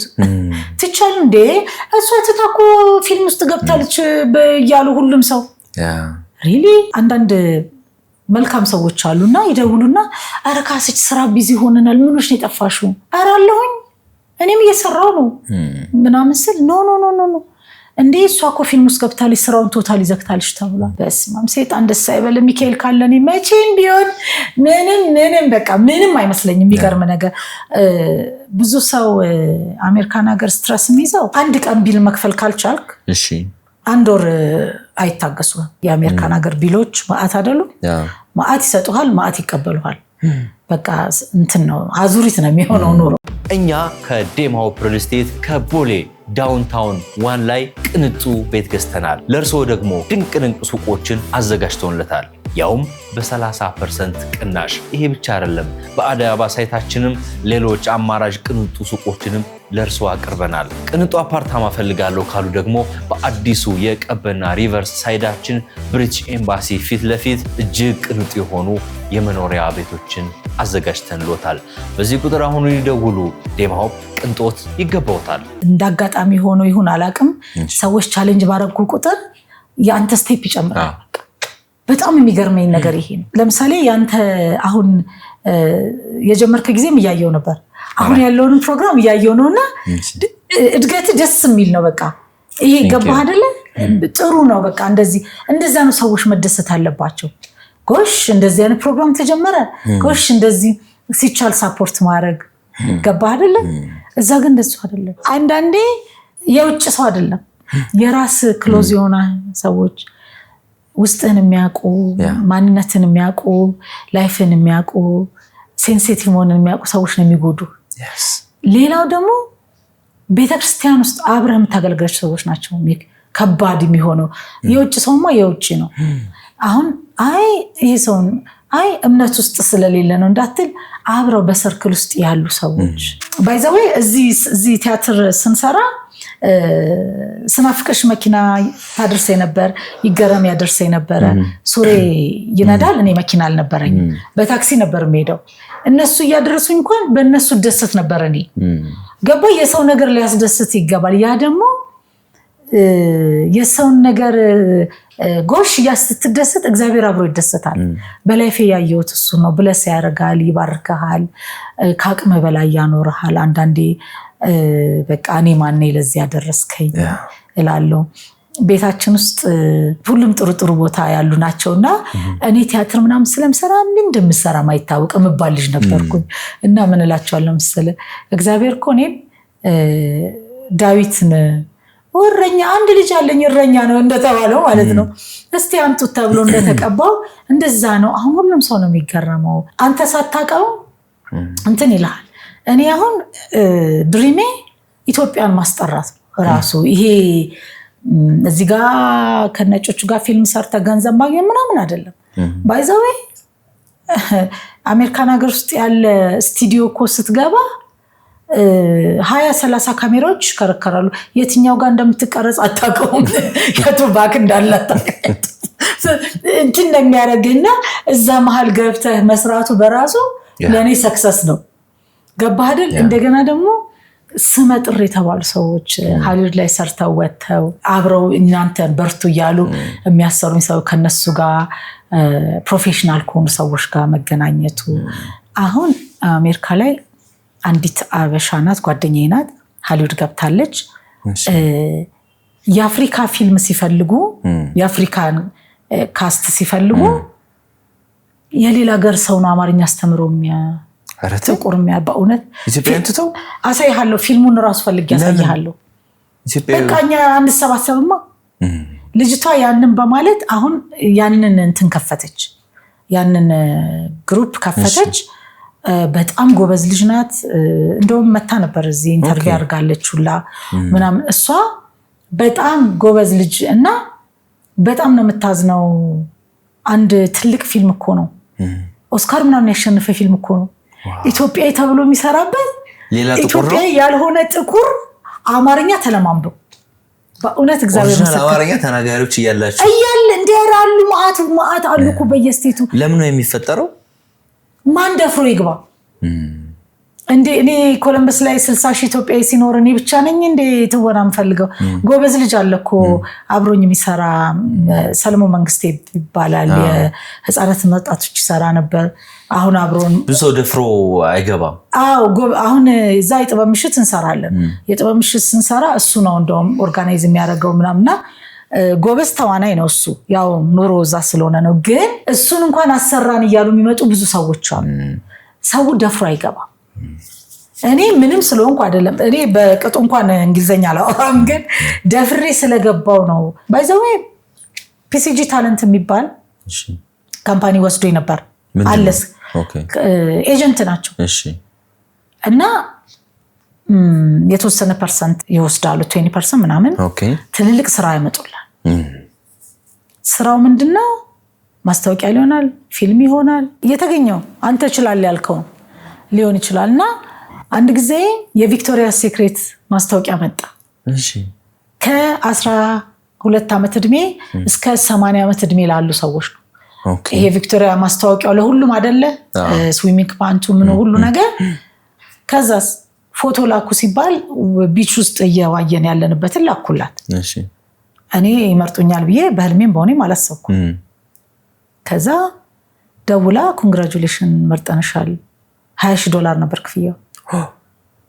ከዛስ ፊታቸው አይታይም ተብሎ ነበር። ኦኬ።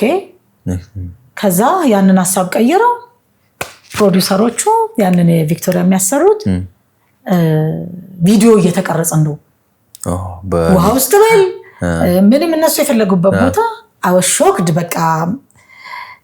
ከዛ ሶሪ ምን ይሻላል ስለው እኔ የለውበትም ባለቤት በጣም እግዚአብሔር የሚፈራ ሰው ነውና እኔ የለውበትም አባቶችን ጠይቄ አለኝ አባቶች ጋር ደወልኩኝ ስልክ የሚያነሳልኝ አላገኙም ምናምን መጨረሻ ላይ ፌስቡክ ላይ ገባውና በጣም ጉድ ኒውስ ነበረኝ አሁን ግን ባዶ ሆነብኝና ስራው ከሃይማኖቴም ከባህሌም ከሁሉ ነገር ጋር የማይፈቅድ ነው እኔ እኮ ኮለምበስ ውስጥ 5 ቤተክርስቲያን አለ ሁሉም ጋር ነው ከበሮ መመታው ሁሉም ነው የሚያቀኝ ስንት ህዝብ ነው የሚሰናከለው ያ ስራ ወጥቶ ብሩን ደግሞ አስበው ስንት ብር እንደሆነ አስበው ከዛ በቃ ዲፈነዳ ጭንቅላቴ ሚድናይት ላይ ዴር ላይ ነው ያልቃል መፈራረሚያ ብዬ ጻፍኩኝ እኔ በእውነት ነው የምልህ ማን ይሁን ምን ይሁን ማላቀው ሰው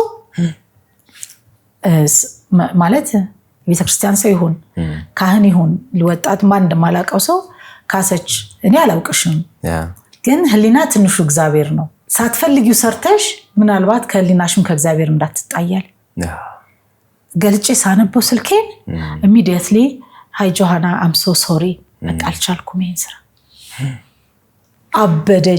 አበደች ለአንድ አመት ስራ ከለከለች ጓደኞቼ ሁሉ $20,000 ማለት ስንት እንደሆነ ታውቂያለሽ ስንት ወር ሰርተሽ ታገኛለሽ ስንት አመት በቃ ምን ላርግ አይካንት ከዛ እሱ ካንስል ሆነ ከዛ በኋላ ኤጀንቱ ዋናው ሰውዬ ሞተ እሱ ሲሞት ታሪክ ተቀየረ ማለት ነው በቃ እንዳዲስ ሆነ አሰራሩ እሱ ላይ እንደገና ሌላም ኤጀንት ወስዶኛል ምንድነው ግን የሚደረገው የትኛውን ፊልም ሲጣሩልህ ስራ ሞልቷል እኔ ሌላ ስቴት መሄድም አልችለው ልጄን ስለማመላለስ ነበር እነሱ ግን አሁን ግን ከዚህ በኋላ ያው ኮሌጅ ስለገባ ከዚህ በኋላ የትም ስቴት ሄጄ መስራት ይችላል ነውና እንትኑ አለ ይሄ ኦፖርቹኒቲ አለ እንደገና በደንብ ነው የሚከፍሉ ክፍያ ላይ ጥሩ ናቸው አንዴ ሳንቮር ሲናገር ሰምታል ጀርባው እኮ ለተቀረጸው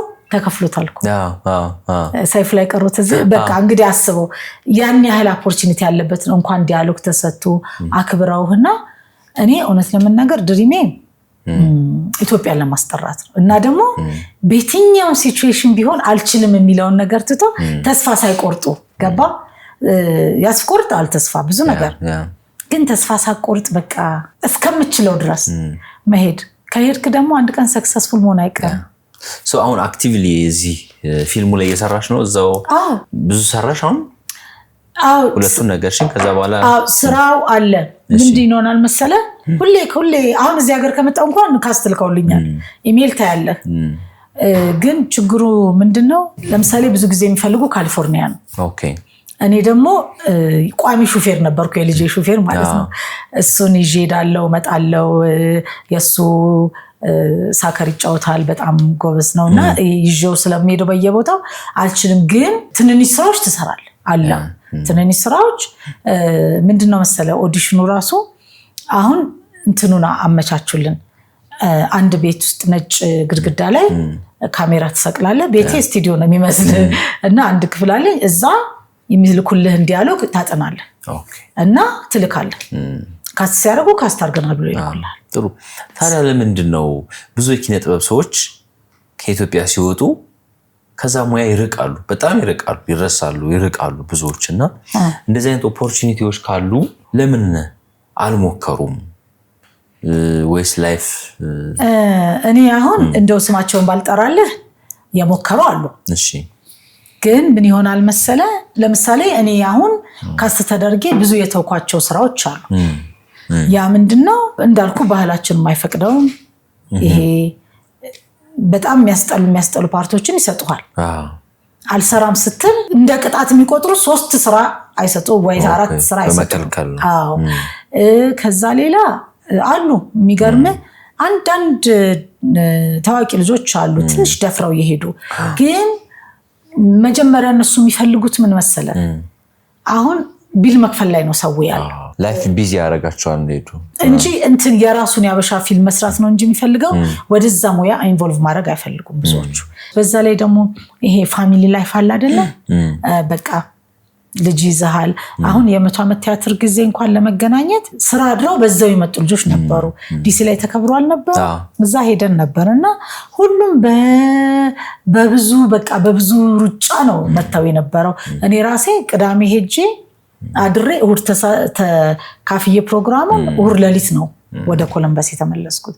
የላይፉ ቢዚነስ ነው እንጂ ማንም ቢሆን ከሙያው ባይዘው ከሙያው ማንም ይበልጥበት የለም። አሁን አንቺ እንግዲህ እንደማይሽ ነጭ ነው የምትመስለው። አረን ያበሻ ነኝ እኔ ነጭ ነው መስላለሁ። አይ ሚን ላይክ ቅላትሽ ፊትሽ ምናምንና ለነሱ ጥቁር ነሽ። ጥቁር ነኝ ግን ባይዘው የሚፈለገው ያንተ ከለር አይነት። ኧረ ተይ ካስታርክሽ ስለዚህ ይሄ ስራ ማን ይስራው ታዲያ? እዛ ማራኪው በኮሎምበስ ጀምራለሁ። ጀምር፣ ምን ችግር አለ?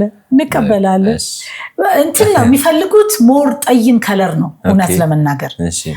ግን ደግሞ አንተ ገፍተህ እስከሄድክ ድረስ በቃ ፍላጎትን ያሉ የፊልሙ ምርቃት ለታ ሱሬን የነገረኝ ለዳይሬክተሩ የነገረውን እኔ እኮ ትሰራዋለሽ ብዬ አላመንኳትም ነበር ብሎ ገባ። አንዳንድ ጊዜ በቃ ሁለተኛ ቋንቋ ነው አያምኑህም ምናምንና ትሰራለች ብለው አሉ። ከሌላም ኤዥያ ምናምን የመጡ ግን አፍሪካ የለም።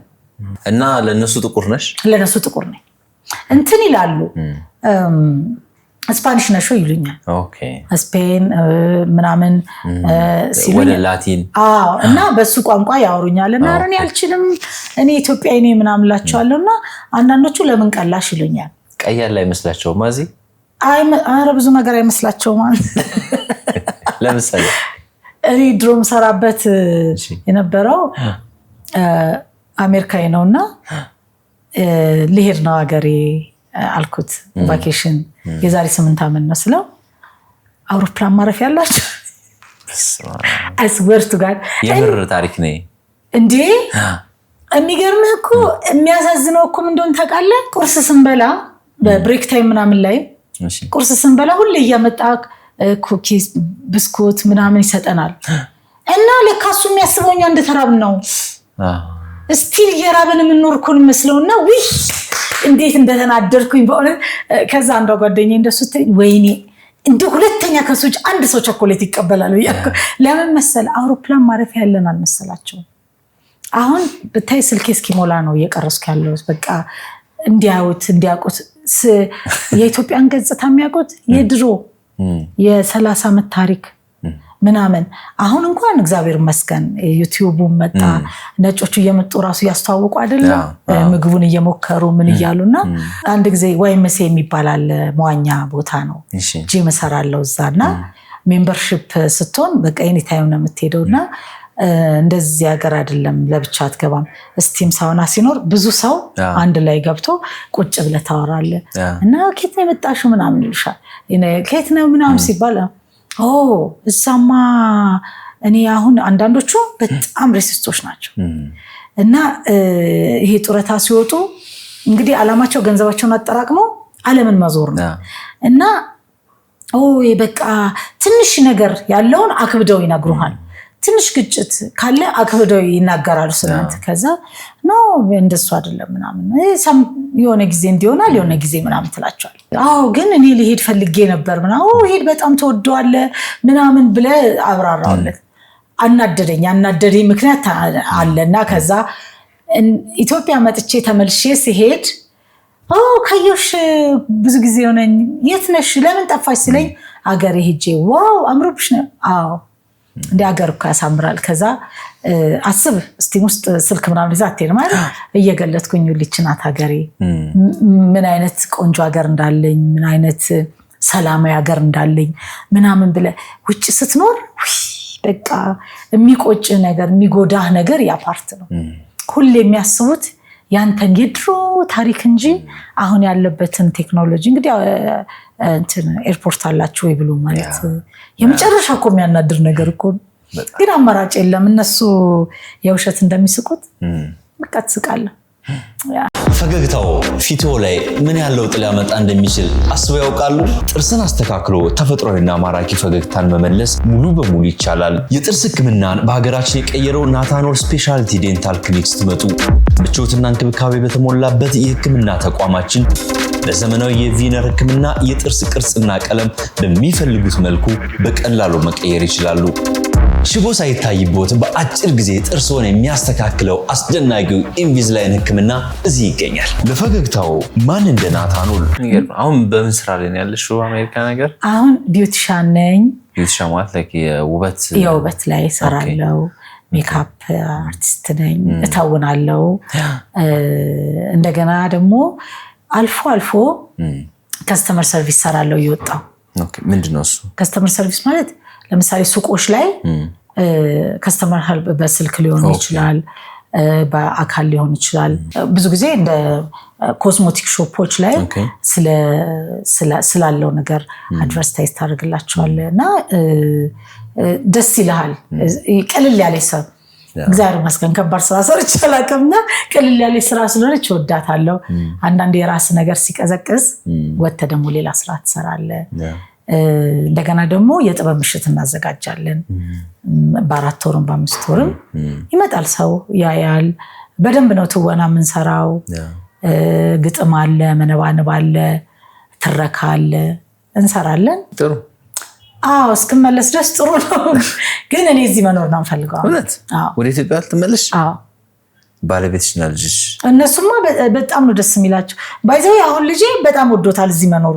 እውነት? በ5 ዓመቱ 6 ዓመቱ ነው ሄደው። እንዴት ኦልሞስት አሁን እዛ ያን የሱ ትልቁ ሚሞሪ ያለው አሜሪካ ነው። አዎ ግን አሁን ብዙ ፋሚሊ ያገኘ እዛ ጌም ነው የሚጫወቱት ቤት ውስጥ ገባ። ውጭ ሲወጣ ሳከር አለው ትምህርት ነው። እዚህ ግን ጂም አስገባ ነው። ጂሙ ቦታ በጣም ናይስ ናቸው ሰዎቹ ይለኛል። አማርኛ እንዳይረሳ አድርጌ ነው ያሳደግኩት። አባቱን በጣም ያግዘው ነበረ። እኛ ቤት እንግሊዘኛ አይወራ፣ ሁላችንም እንግሊዘኛ አይወራ ቤት አይወራ አንችልም።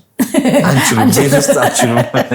አንድ ጊዜ ስኬሽ ሄጄ ሰው ስረዳየና ሰምቼሻለሁ እንግሊዘኛ አስተውራለሁ። አይ እዚህ ነው አንችልም ነው የምንለው በቃ። እና ለዛ ነው አሁን በጣም ወዶት ምግቡን ወዶታል። ይዘነው እንዞራለን አንዳንድ ቦታ እና ደስ ነው ያለኝ። በዚህ ደረጃ ገባይ። ይሄ እድሜ ከባድ አይደል? ሁሉም ሰው ሲመጣ እንዴት አድርጋችሁ ነው ያሳደጋችሁት? እንዴት አይነት ትሁት ነው ምናምን። ኧረ እኔ አይደለሁም በቃ እኔ አይደለሁም መድኃኒዓለም ራሱ ነው እንጂ እንዲህ ብዬው አላውቅም እላለሁ። ግን አሜሪካ ሄደ ሰው ብዙ እመልሳለሁ ይላል እንጂ አይመለስም። አብዛኛው ሰው ትንሽ ሰርች ይመጣል ይላል፣ ግን አብዛኛው ሰው አይመለስም። እኔ ግን እውነቱ ልንገርህ በጣም ነው የምፈልገው። ለምን መሰለህ? በሙያ ትሰራለህ። ኦፍ ኮርስ እዛ ሲሰራሻል። ግን አሁን እኮ እንመለስም ብንል ብር የለንም እንዴ? እና ማለት ኢንተርናሽናል አክትረስ አይደለማ እንዴ? ኢትዮጵያ ስላችሁ እኔ ብር የለኝም። 13 ዓመት አሜሪካ ነው ቆየሽ። ወይ በስመ አብ አንተ እንዴት መጣ ብለህ ማለት ነው። አካውንት ላይ ገብቶ አይተሳጨርስ ነገስታው የለም። አይሶርምሪን እኮ ነው። ምን መሰለህ? ሁሉም ነገር ይሰጡሃል። የፈለከውን መኪና፣ የፈለከውን ቤት፣ በቃ የምትፈልገውን። አሁን እኔ 13 ዓመት ቆየሁ። አንተ ዛሬ መጣ እኩል ነው የምንኖረው። አረቴ ምን መሰለህ? በቃ ስራ ካለ ስራ ኔክስት መንዝ ላይ እንደዚህ ፕሮሰስ ጋር ትጀምራለህ። ከዛ በክሬዲት ታወጣለህ መኪና፣ አለቀ። አሁን እዚህ ክሬዲት የለም አይደል? ገዝተህ ነው አለ። ያው ግን ሞሮፍ ሰው ገዝቶ ነው ከክሬዲቱ በላይ ገዝቶ የሚጠቀመው ይበዛል ይመስለኛል። እኛ ጋር ግን እንደውም በጣም የሚያስቅ ተረት ሰምቼ ነበር። የጠጅ ቤት ወንበር አግዳሚ ነው አይደል? ሁሉም ሰው እኩል ይቀመጥበታል ይባል።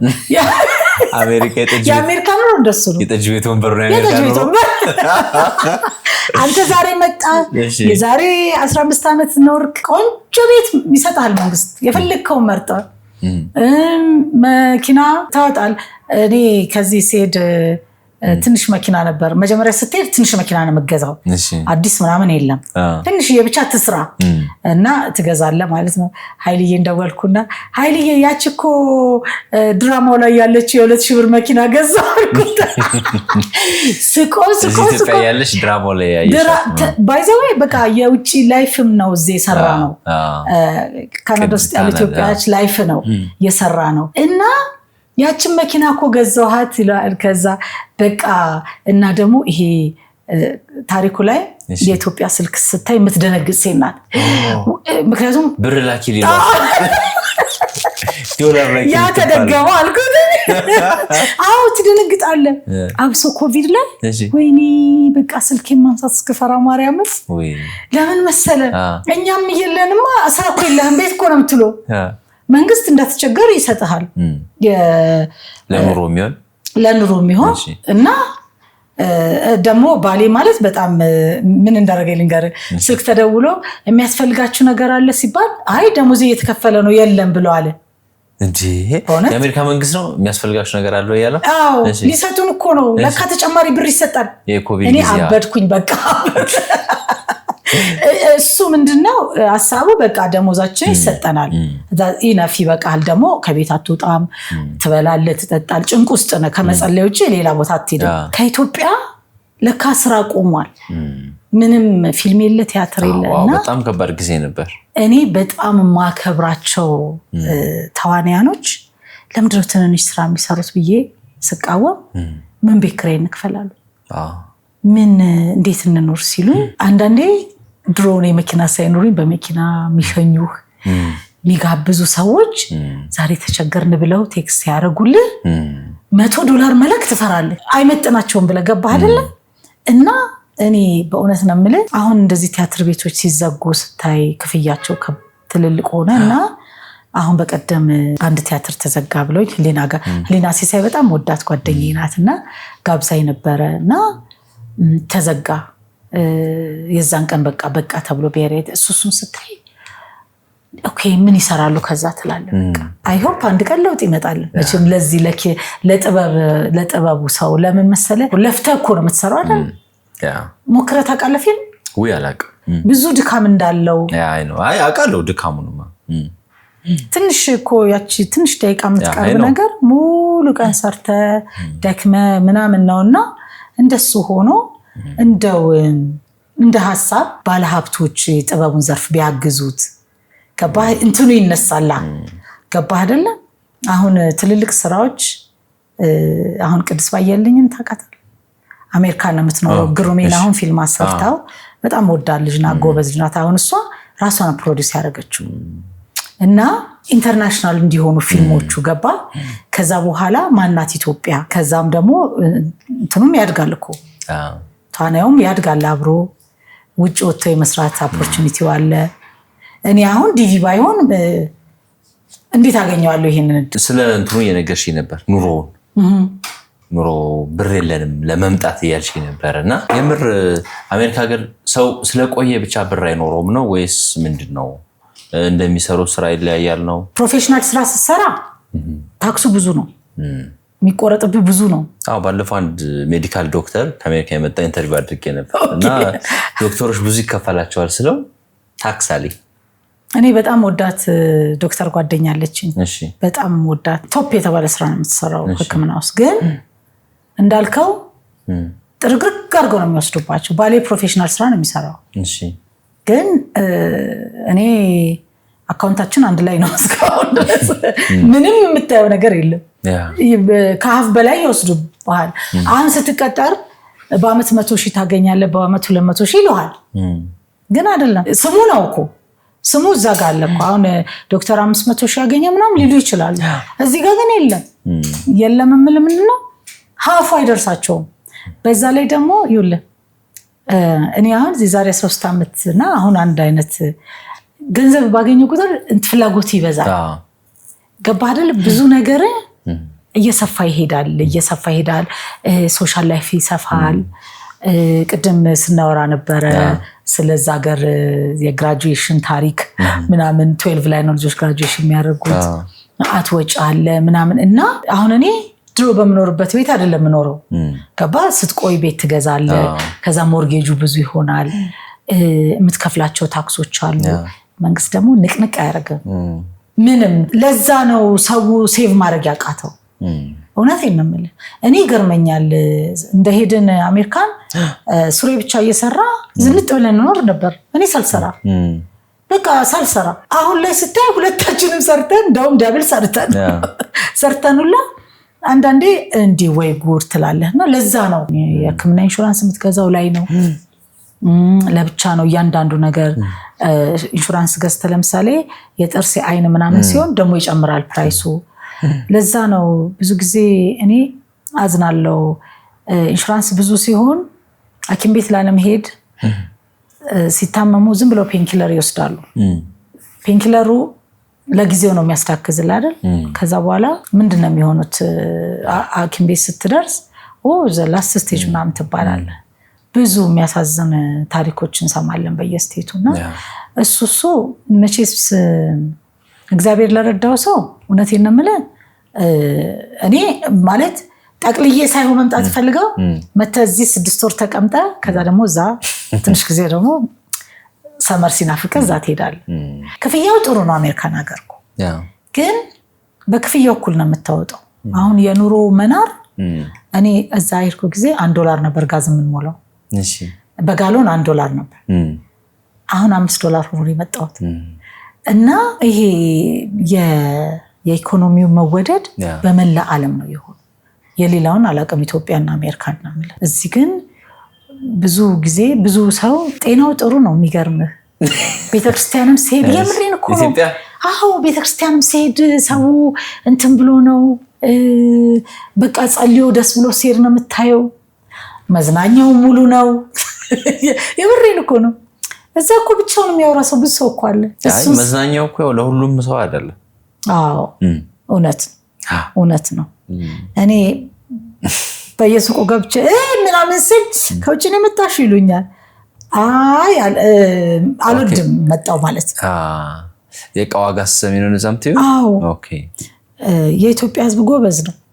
ለምን መሰለ በቃ አሁን አንተ ጋር ከመምጣቴ በፊት ዛሬ ስላሴ ዓመት ነበርና ያለሁበት አካባቢ ጃክሮስ ስላሴ ቤተክርስቲያን አለ እዛ ንክስ ነበር ጠዋት ስንሄድ ሙሉ ነው አየ በቃ ሰው ምንም ውስጥ ቢሆን መጠጊያ እግዚአብሔር ቤት መሆኑ ጥሩ ነው ቢያንስ የስትረስ መድኃኒት አትወስድ እሱ ነው ዋናው ቤተክርስቲያን አዎ ያለህን ነገር አውርተህ ትሄዳለህ ሪሊፍ ታግኝተህ ትመለሳለህ ተስፋ ታደርገዋለህ አይደል ይሄ በቃ ምንም ይሁን ምን አሁን ብዙ ሰው ያው ድሪም የሚያደርገው የምናስበው በፊልሙ በቪዲዮ በምናምን የምናየውን ነው እና አንቺ ግን እንግዲህ ከኑሮም ከኦፖርቹኒቲውም ደግሞ እንደዚሁ ከካልቸሩም ከሲስተሙም እንዳጠቃላይ አሜሪካ ምን አይነት ሀገር ነች?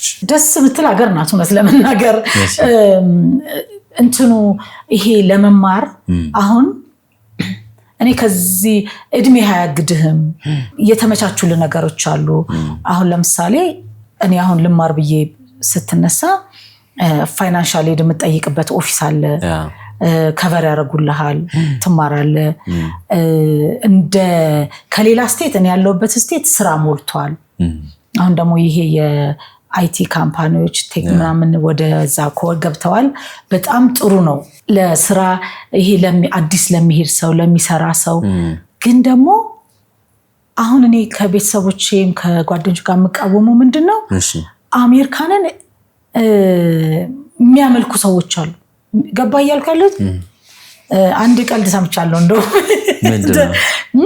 መንግስተ ሰማያት መግባቴ ካልቀረ በአሜሪካ አሳልፈኛለሁ ልጅ ማለት ገባ አንዳንድ ጊዜ አሜሪካ ወይ ሞት የሚሉ ሰዎች አሉ እሱ ትክክል አይደለም እኔ በጣም ከመወደው ፓርት እንደሆነ ተቃላ አሜሪካን ሀገር ያሉ ኢትዮጵያን በታማኝነታቸው እኛ የምንሰራበት ኦነሯ ሱቁን ጥላልን 3 ወር ምናምን ቫኬሽን ትወጣ ነበር ታማኞች ነን ጎበዝ ነን ስራ ላይ ካሜራ አላየኝ ምናምን የለም ጎበዞች ናቸው ኢትዮጵያን ባጠቃላይ እንደገና ብዙ አክሰሱ አለ አሁን እዚህ ሀገር ብዙ አመሰርተ መኪና ላይ ኖር ይችላል እዛ ግን መኪና መኖር ቢግ ዲል አይደለም። ያንድ ቀን ያንድ ወር ጉዳይ ነው። በቃ አብሶ ይሄ የሚፈርምልህ ምናምን ካገኘ አዲስ ከሆንክ ምናምን ስትመጣ ነው ይፈርምልሃለሁ ችግር የለውም። የሚፈርምልህ ምናምን ካገኘ በቃ ምንም ኤኒ ታይም ይዘህ መዞር ነው። ከዛ በተረፈ የዌዘሩ ምርር የሚያደርግ ነገር ነው። እኛ ሳንዲያጎ ሙቭ እናደርጋለን ብለን ብዙ ጊዜ አስበን ነበረ። እንደ ኢትዮጵያ ነው የሳንዲያጎ አየር። በቃ እንዲህ ነው፣ ኖርማል ነው። እዛ ግን በረዶ ስትሆን አንድ ጊዜ በጣም መሮኝ ማለት ነው። በረዶ እየጠረኩኝ እንትን ቲክቶክ ቀረስኩ ማለት ነው። እና ወይኔ ያረኛ ነው ሰጅንና እኛ እንጥረከው በቃ ባክሽን። አንዳንዶቹ ወይኔ እንዲሆናችሁ ነው የምትኖሩት። እውነቴን ነው የምልህ። በጣም ወይኔ አምላኬ ለምንድን ነው የመጣሁት? እንትኑን ይዘህ ልትወድቅ ትችላለህ። በረዶውን እስካልጠረክ ሌሊት ተነስተህ እኮ ነው 6 ሌሊት ነቅተህ መኪና ጠርገህ አሙቀህ ምናምን ነው ስራ ቦታ የምትሄደው። እሱን ስታይ በበረዶ በቃ አሁን ተጋጨው አይቆምም። አንዳንድ ቀን ላይት ላይ እንኳን ዝም ብሎ ነው የሚሄደው። እሱን ስታይ በቃ ወይ ኢትዮጵያ ትላለህ። በቃ እዛ ብኖር እኔ በቃ በቆሎዬን እየበላሁ ቡናዬን እየጠጣሁ ምናምን ትላለህ። እንደዛ ሆነ ኮሎፍ ልታረግ ትችላለህ። ግን ተደጋጋሚ ሲሆን አብሶ አሁን እኔ ያንን እንትን አላውቀውም ብዙ ከወጣው ትንሽ ጊዜ ነው የምሰራው። አለዛ የራሴን ስራ ነው የምሰራው። በጣም ከባድ ነው። እረፍት የለህም። ምንድነው የሆነ ሰዓት ላይ ቆም ብለህ ዋትስ ላይፍ ብለህ ታስብ። ምንድነው ትርጉሙ? ትሰራለህ፣ ቤት ትከፍላለህ፣ ትሰራለህ። መቼ ነው ለራስህ የምትኖረው? እኔ ጓደኞቼ የማውቃቸው በጣም ትልልቅ ቤት እዚያ ቀር ገዝተዋል። እዛ ግን እየታመሙ ስራ ቁሙ እየተባሉ እያነከሱ ስራ ቁሙ እየተባሉ ወጎኔን እያሉ ይሰራሉ። ወይ ጠቅለው መጥተው እዚህ አይኖሩም። እኔ አሁን ሌላ ስቴት የማውቃቸው ጓደኞቼ ጋር እጣላለሁ። ለምንድነው በቃ ስራውን አቁምና እስቲ የሰራችሁን ቤት እንኳን ትንሽ እንጆይ ያርጉበት። እኔ አሁን ስመጣ ብዙ ሰው ተቃውሞኝ ነበር። ሲቹዌሽኑ ጥሩ አልነበረም። ብዙ ነገር ያው ይሄ ግሪን ካርድ ያለው ሲቲዝን ያለውን ሁሉ ሰውየው እንትን እያለ አይደለም። ያ ነገሩ አሁን ልመጣ ስል እየሰራው ነበርና አለቃዬ ምን አለኝ፣ ካሰች ግን እርግጠኛ ነሽ መሄድሽ ጥሩ ነው፣ ምንም እኮ ችግር የለውም፣ እኛ በህጋዊ መንገድ ነው የመጣ ነው ምናምን ስል ቢሆንም ምናምን አለኝ። ብዙ ነገር ግን ከዛ ስትመጣ ብዙ ነገር ነው ተሸክመ የምትመጣው። ታምን ራሱ አሞኝ ሆኖ ይበለ ታስባል። እኔ አንድ ቀን ነው ወሬል ጸበል የተጠመኩት እዛው ሰፈር ሄዳ ልቅቅ ሲያደርግ ይታወቃል። በቃ የሆነ የእግዚአብሔር መንፈስ ነው ስትመጣ እዚህ የምታገኘው። ለመስራትና ሰርቶ ለመሄድ አሜሪካ ጥሩ ናት። ግን ደግሞ ያን ያህልን ንብረት ሸጠው የሚመጡ አሉ። ቤት፣ መኪና፣ ንግድ ቦታ ዘግተው ምናምን ይመጡ አሉ። እዛ መተው ግን እኮ ዌር ሃውስ የሚባላል ምን እንደሆነ ታውቃለህ? እኔ አላውቀውም። ግን ያው ሲነግሩኝ ጥሩ ብር ይገኝበታል። ግን ለ10 ሰዓት ቆመ ነው የምትሰራው ኤቭሪዴይ። 12 ሰዓት ልቆም ትችላለህ። አንድ ትልቅ ኳስ ሜዳ የሚያክል መጋዘን ውስጥ እንትን ነው የምትቆርጥ። በቃ ወይ የሆነ ነገር ስታክ ነው የምታደርገው፣ ወይ ሌብል ነው የሆነ አንድ ነገር ነው የምትሰራው፣ ወይ ታሽጋለህ ወይ ምን። እና እግሩ በሽተኛ ያልሆነ አሜሪካን ሀገር የለም። እኔ በቀደም ስቴዲዮም ጋር ስኒከር ሻምራል አሉኝ። ወድጄ ነው አልኳቸው። ገባልን ውድ ነገር እንኳን የምትገዛው ዶክተር ሲያዝልህ እኮ ነው። እንዲህ አይነት ስኒከር አድርጊ እንደዚህ እዚህ በእግር ብትሄድ እግርና አይትታመምም እኮ። ነጠላ ጫማ አድርገህ ብትቆም ምንም አትሆንም እኮ። ከጥቅሙ ይልቅ $100,000 ቢኖርህ ጤና ከሌለ ምን ትርጉም አለው? እዚህ የታከምክበት እኮ ነው የታከምክበት ያ የለፋበት ወይ ደግሞ አትድን የምትባልበት ነገር አለ። እኔ ሁሉንም ሰው እንዲሆንን ሲሉኝ ሂዱ ኢትዮጵያ ነው የምላቸው። በ24 ሰዓት ያስቆረጥኳቸው ትኬት አሉ። ግድ የላችሁም ኢትዮጵያ ሂዱ፣ በቃ ኢትዮጵያ ሂዱ። የትኛውም እምነት ውስጥ ሆኑ፣ ወይ ጸበል ተጠመቁ፣ ወይ በቃ እረፍት ስታረጉ። ገባ አይደለ? ሰውነታችን እኮ ማሽን እንኳን ይደክማል ትላለች እናቴ። ሰውነታችን እረፍት ያስፈልገዋል። ፕሮፐርሊ መተኛት አለብህ። እኔ እንትና ፍልፍሉ ቀልድ አረገው እንጂ አሜሪካኖች በአንድ አይናቸው ነው የሚተኙት ያለው እንጂ እኔ ማንንም ሰው ብትጠይቅ 8 ሰዓት የሚተኛ ሰው የለም። 6 ሰዓት 4 ሰዓት 3 ሰዓት ነው የሚተኙት። ከዛ ወደ ስራ ይመለሳል። ከዛስ በኋላ እያንዳንዱ የሰውነታችን ክፍል ኦርጋናችን እየደከመ ነው የሚሄደው። ከዛ ኖረ ወይ ደግሞ ስራ ላይ ስትሆን የሚረባ ምግብ አንበላም። ገባ እኔ እዚህ ከመጣሁ በጣም ግን ብዙ ወፈርኩኝ። አሁን በጣም ከስቼ ነው የመጣሁት። በእርግጥ ደጋሽ ስለነበርኩ ነው የልጅ ምርቃት ስደግስ ነው የቆየሁት። እንደሱ ሆኖ እንጂ እንደገና ምግቡ ያወፍራል። ይሄ ኦርጋኒክ የሆነውን ደግሞ ለመግዛት ውድ ነው። ገባህ አይደል? ኦርጋኒክ የሆነውን ትተህ ሌላውን ስትገዛ ደግሞ በአንድ ቀን የተወለደ የደገ እንቁላል በአንድ ቀን ዶሮ አምኖ እና ስራ ስለምቸኩል ያገኘውን በልተ ነው ውልቅ የምትለው። ያ ምን ይሆናል መሰለ አሁን ድሮ ታውቃለህ አይደለ? ትልልቅ ሰው ነው ግፊት ስኳር ምናምን የሚባል አይደል? አሁን አይደለም ወጣቱ በጣም ነው የምታዝነው። ያን ስታይ እንደው አንዴ በምድር ለምንኖርበት በተቻለ አቅም ውስጥ ሰላም ተሰምቶት በዛ ላይ ደግሞ ሁሉም ሰው ካንተ ኤክስፔክት ያደርጋል። ለሁሉም ሰው ልላክ ስትል ደግሞ እጅ ላይ ምንም አይኖርም። ያንን የሚረዳ እዛ የሚመጣ ሰው ነው። እንደሱ ስለሆነ ነው። ለዛ ነው መታየው የምትሉት። ለዛ ነው መታየው አንተ ምትው መታየው ሌው እንዴ። ቀጣይ የአውሮፓ መዳረሻችን ከቬጂታን ኢትዮጵያ ቱር ኤንድ ትራቭል ፓሪስ፣ ዙሪክ እና ሚላን ሆኗል። እርስዎም በግል አሊያም ከቤተሰቦ ጋር በአውሮፓ የማይረሳና ድንቅ ጊዜ ለማሳለፍ ቬጂታን ኢትዮጵያ ቱር ኤንድ ትራቭል ምርጫው ያድርጉና አሁኑኑ በዚህ ቁጥር ደውለው ቀጣይ ጉዞን ቡክ ያድርጉ። ቬጂታን ኢትዮጵያ ቱር ኤንድ ትራቭል ዓለምን ከኛ ጋር ይጎብኙ። ጥሩ የብርን ቫልዩ ዛ ንገረኝ። አሁን እንግዲህ ለምሳሌ እንደው $100 እኮ ቢልክ ለሱ ቀላል ነው። 200 ቢልክ 300 ቢልክ 50 ቢልክ እኮ ቀላል ነው ይባላል። አሁን ሲንታው ላይክና እዛ የሚሰጠውን የዶላር ቫልዩ እንዴት እንደሚገኝና ቫልዩን ዝንገሪ እስኪ። በጣም የሚያስቀውን ፓርት ልንገር። ከስተመር ሰርቪስ እየሰራው ካሸሯ እኔ ካሸር መስራት አልችልም ነበር ማለት ነው። ሰርች አላቅም። ከዛ ለምን አትለማመጅ ማለች ነው። ኦኬ ለካ ሴትዮዋ መልስ እየጠበቀች ነው። 1 ሳንቲም ዋው መልስ እየጠበቀች ነው። ነጭ ናት። እሺ ነጭ ነች። ከዛ ስትመጣ ጠራዋትና ለካ ምን ማድረግ ነበረብኝ? እሺ ይሄ ፔኒዎቹ ኳርተሮች ምናምን ሳንቲሞቹ ለብቻ ተደርድረው ከሱ ጋር ፈትቼ ከዛ ውስጥ አውጥቼ መስጠት ነበረብኝ። ከዛ አንተ ሀበ ጉዳይ ምናምን ብላ ተቆማለች። ከዛ ምንድነው ሰዓት መልስ አልሰጠችኝም እኮ ለአንድ ሳንቲም እሷ ካሸር አይደለችም ይቅርታ ብላ። ከዛ ተንክጬ ምንድነው እላታለሁ። እንዴ 1 ሳንቲም እንዴት ትከለኪያታለሽ? አንተ እኮ ከመሬት ሁሉ ላታነሳው ትችላለህ። አብሶኛ ላታነሳው እኮ ትችላለህ። አሻማ ያጎነብስ በእውነት አታነሳው ትችላለህ እንዴ? 1 ሳንቲም እኮ ነው እንግዲህ ከመልሷ ላይ 1 ሳንቲም ጎሎ ማለት ነው። እነሱ የዛን ያህል ብር ቫልዩ አላቸው። እንደውም እውነቴን ነው የምልህ አብሻ እንደውም ተዝናንቶ ምን ብሎም ነው። ግን ምን አለ መሰለ ባንክ ቤት ሄደህ ብር ልታስገባ ስትል $1,000 ነው ማስገባት የምፈልገው ስትልና ካሽ ይዘህ ስትሄድ ያችን 1 ሳንቲም የጎደላት ከሆነ የጎደላትን ነው የሚጽፉልህ። ገባህ አይደል? 999 በቃ እንደዛ አድርገው ነው የሚያዙልህ እንጂ እንትን አይልሁም። ይሄ በቃ እነሱ የብር ቫልዩአቸው እዛ ድረስ ነው። ስለዚህ ያው አብረህ ስትውል ትማር የለ።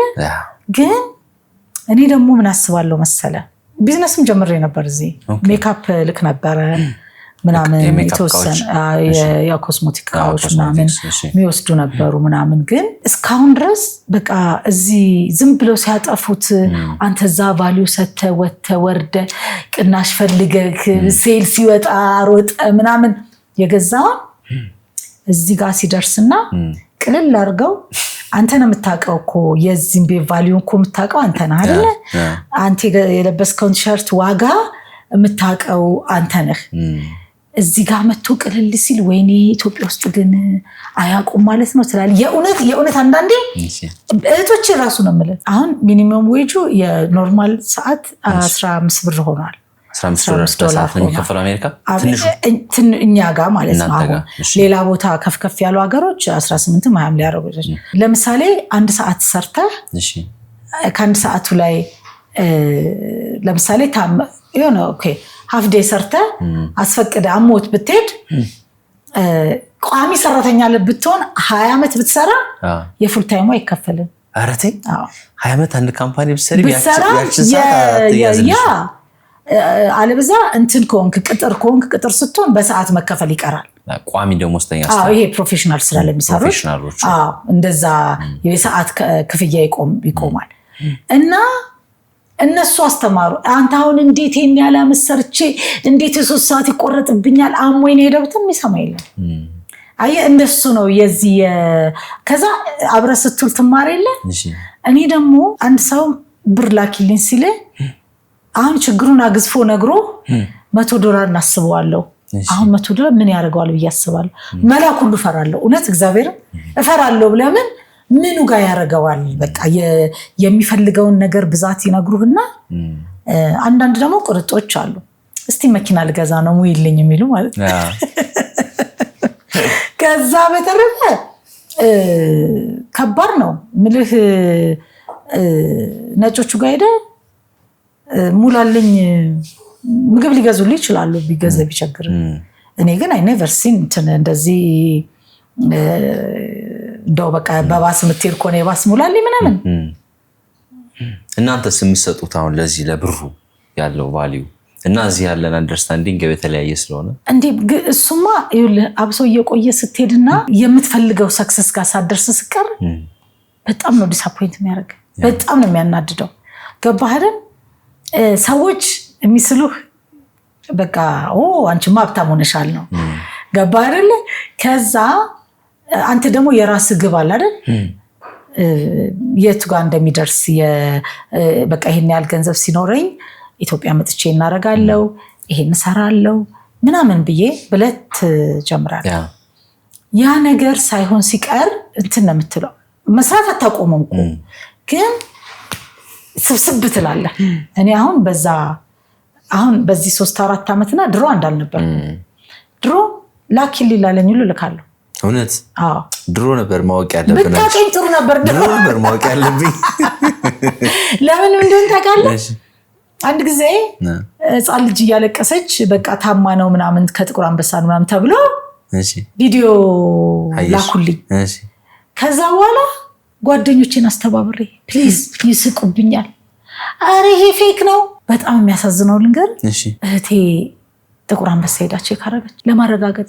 ከዛ ብሩ ልሰጥ ማለት ስትሄድ ልጅቷ ከሞተች ብዙ ጊዜ ሆኗት። በቆየው ቪዲዮ ብር ይሰበሰባል። በቆየው ቪዲዮ እሱ ኖርማል ሆኗል። ይሄ አሁን ቅርብ ጊዜ አባቴ ዲያሊሲስ እያደረገ ነው እባክሽ ትርጅኝ ብሎ አንድ ልጅ ላከልኝ። ከዛ ቴድሮስ ተክለአረጋይን ታውቀዋለህ? እሱ ፌስቡክ ላይ ፍሬንድ ነን እና ይሄ ነገር እውነት ነው ወይ ብዬ ላኩለት። እስቲ አጣሪ ቪዲዮ ቀርጾ እንዲልክልሽ ምናምን አድርጌ ቪዲዮ ቀርጸ ሆስፒታሉን ቀርጸ ያለውን ነገር ላክልኝ ስለው ጠፋ። ቴዲ ጠንቃቃ ነው። እግዚአብሔር አንዳንድ ሰው እኮ ያማንንሃል እኮ። እኔ የጎዳና ልጆችን ለማሰባሰብ የዛሬ 4 ዓመት አንድ ቪዲዮ ሰርቼ ነበረ እና የሚረዱኝ ነጮች አግኝቼ ነበር እና እዚህ በመጣሁበት ሰዓት እነሱ የፈለጉት ፎርማል የሆነ ነገር፣ አንድ ልጅ ቁርስ ስንት ብር ይበላል፣ ስንት $1 ቁርስ ይበላል፣ ምሳው እራቱ ተብሎ በደንብ እንትን ይተባል።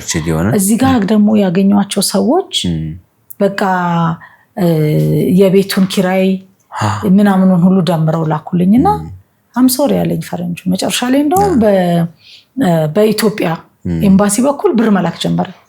ለኢትዮጵያ ህጻናት፣ ለኢትዮጵያ ለጦርነት ጊዜ ምናምን እያለ እና እንትን በይልኝ። እኔ እዚህ መጣሁኝ ቤት ማግኘት አልቻልኩም። ከባድ ነው አይደል? ለጎዳና ልጆች ቤት የሚከራይ ሰው ማግኘት የሚያከራይ፣ ከዛ ደግሞ እነሱ ማነው ሪስፖንሲቢሊቲ የሚወስደው ከዚህ ከድራግ ውስጥ እንዲወጡ የሚያደርግ የራሱ ሌላ ደግሞ ሳይኮሎጂ ዶክተር ያስፈልጋል ተብሎ እነሱን ለማግኘት የሄድንበት። እነሱ እንደውም ሌላ ስቴት ያለ ዶክተር ነበረ እንተባበርሻለን ብለው። የሚገርም አንድ መስመሩን ያዝ እንጂ እኔ ኢሜይሌን አድርጌ ነበረ ቪዲዮ ላይ ብዙ ሰው ነው የደወለልን እንረዳሻለን የሚሉ። ግን እዚህ ጋር ኃላፊነቱን ወስዶ የሚሰራ ሰው አላገኘሁም ነበር። የምትዋወቃቸው ልጆች ያው ከባድ አይደል እዚህ ስቴስ ብዙ ነገር ከባድ አይደል ቤተሰብ ጋር እንኳን ከባድ ይሆናል እንኳን የማታውቀው ሰው ጋርና ሰውየውም ደግሞ በባንክ በኩል ቀጥታ ለነሱ የተላከ ብር በእኔ አካውንት ማለፍ አይችልም ያስጠይቃል አሉ። በዛ የተነሳ አቆምኩትና ቆይ እስቲ እግዚአብሔር ካለ በራሴ መንገድ እንትን እላለሁ ብዬ እንደውም አንድ የዩቲዩብ ቻናል ከፈትኩና ይሄ ዩቲዩብ ለጎዳና ልጆች ሄልፕ የሚያደርግ ነው እና እንትን አሳድጉልኝ ብዬ ቪዲዮ ሰራውና የሚገርመው በአንድ ቀን 200 ሰብስክራይብ ምናምን አገኘው። የኢትዮጵያ ሕዝብ ጥሩ ነው ለምን መሰለ እርዳታ ነው ሲባል የሚሰጥ ቫልዩ አለ አይደል?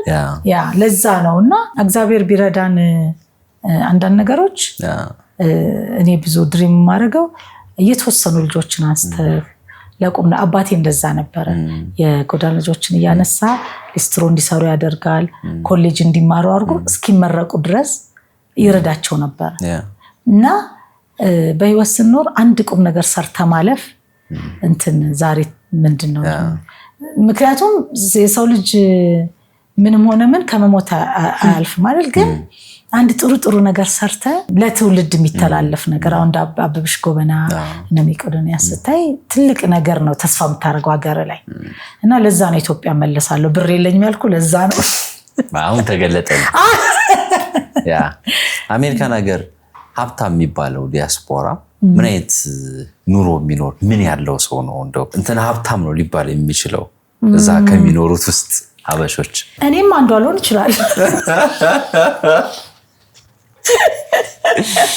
በቃ ታንቺን ከምጠይቅሽ ይከው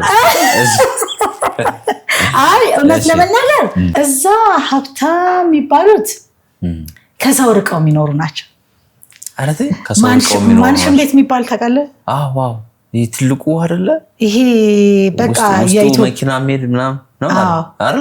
አዎ ሴሌብሪቲዎች እንደ አሜሪካን ሴሌብሪቲዎች አይደለም፣ በነጮቹ አይደለም። ሳሎን ላይ መኪና ምናምን ይዘው እነሱ እኮ አንድ ሀገር ነው የሚይዙት፣ አንድ ክልል ነው የሚይዙት። ግን ማንሽንም ትልቅ ነው ወይ? ማንሽንም ትልቅ ነው። እንደሱ የሚኖሩ አሉ። እኔ አሁን የማውቃቸው ታውቂያቸው ባለሀብቶች ኢትዮጵያ ከሰማታ ቀጣይ መኪናቸው ዝግንን ይላሉ።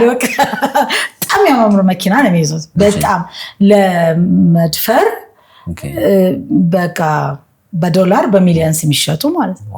ቤታቸው እንደዛ አሉ። ከዛ ሌላ በቃ ላይፍ ስታይላቸው ወጣ ያለ ነው። ለምሳሌ ከህዝብ ጋር እኔ አሁን ከሰው ጋር ስኖር ደስ ይለኝ። በፊት አሁን ቤት ተከራይቼ ስኖር ብዙ ሰው ነበር በአካባቢያችን ማለት ነው። አሁን ቤት ገዝቼ ስኖር ሩቅ ለሩቅ ነውና ጎረቤት ፈለግሽ አይደል ይለኛል። እና በቃ ትፈልጋለህ የሆነ የሚያወራ ሰው የምታውቀው ባታውቃቸውም በቃ ለመግባባት ምናምን እና ልጄን ሳስመርቅ ኧረ በጠራናችሁ ስል እንዴ ይላሉ። ምን አለ የፈረንጅ ምግብ ለምን አንጠራቸውም? እንደዛ ነው እኔ የምፈልገው። እነሱ ግን ይሄ በጣም ሀብታም የሆኑት ግን መቀላቀሉን አይፈልጉትም።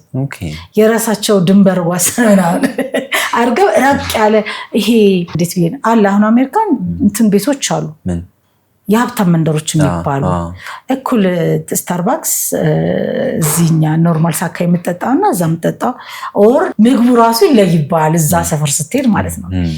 ቆንጆ ሰፈሮች አሉ በጣም በጣም የሚያማምሩ። እናቴን ወሰድኳትና እንዲህ አለች፣ ሁለቴ መታ ነበር። እኔም ማረሰው አለች፣ የዛፉ ማማር አለች፣ የመኪናዎቹ ተስተካክለው መሄድ አለች። ገባር ያመጣላል አንድ ማት ካሜራ አለ ያመጣላል ቤት ቁጭ ብለህ እና ቤታቸው አካባቢ ቢች ይኖራል።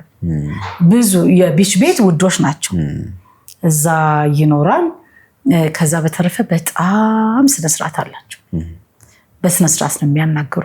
እኔ እንግዲህ እንትን ውስጥ ስለሆንኩኝ ይሄ ከክላይንት ጋር የሚያገናኝ ስራ ስለምሰራ ሁሉንም አይነት ሰው ታገኛለህ እና እንዲህ አይቼ ማን ፕሮፌሽናል ስራ የሚሰራ እንደሆነ አያወሩልህም።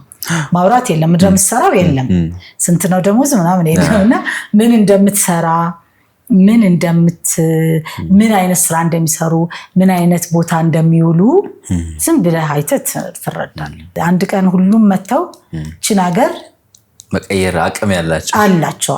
ባይዘው ብዙ ሰው እኮ መጥቷል።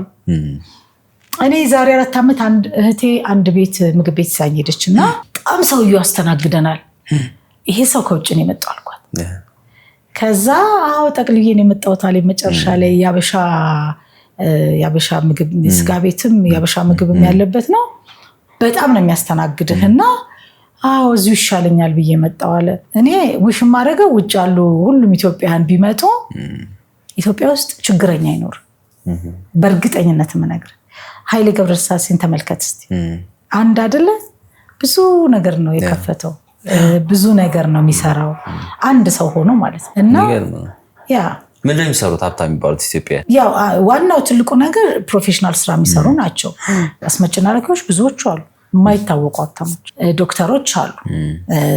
ከዛ ሌላ ደግሞ በቃ የራሳቸውን ሆስፒታል የከፈቱ አሉ።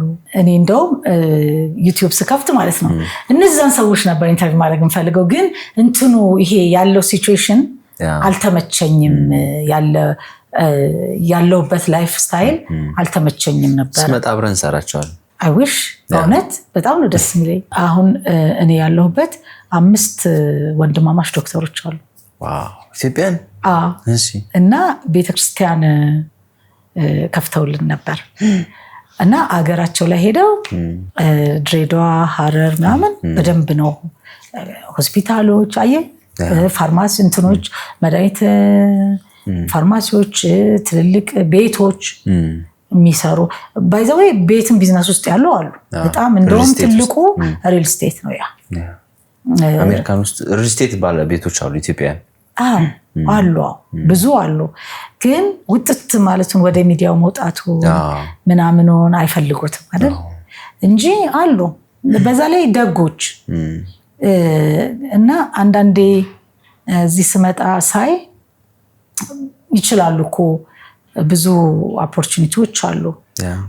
ሁሉም የተወለደበትን ሀገር ብቻ ከሚያለማ ክፍለ ሀገሩን ሁሉም በያለበት እኮ ሰራ ማለት አንድ ስቴፕ ነው።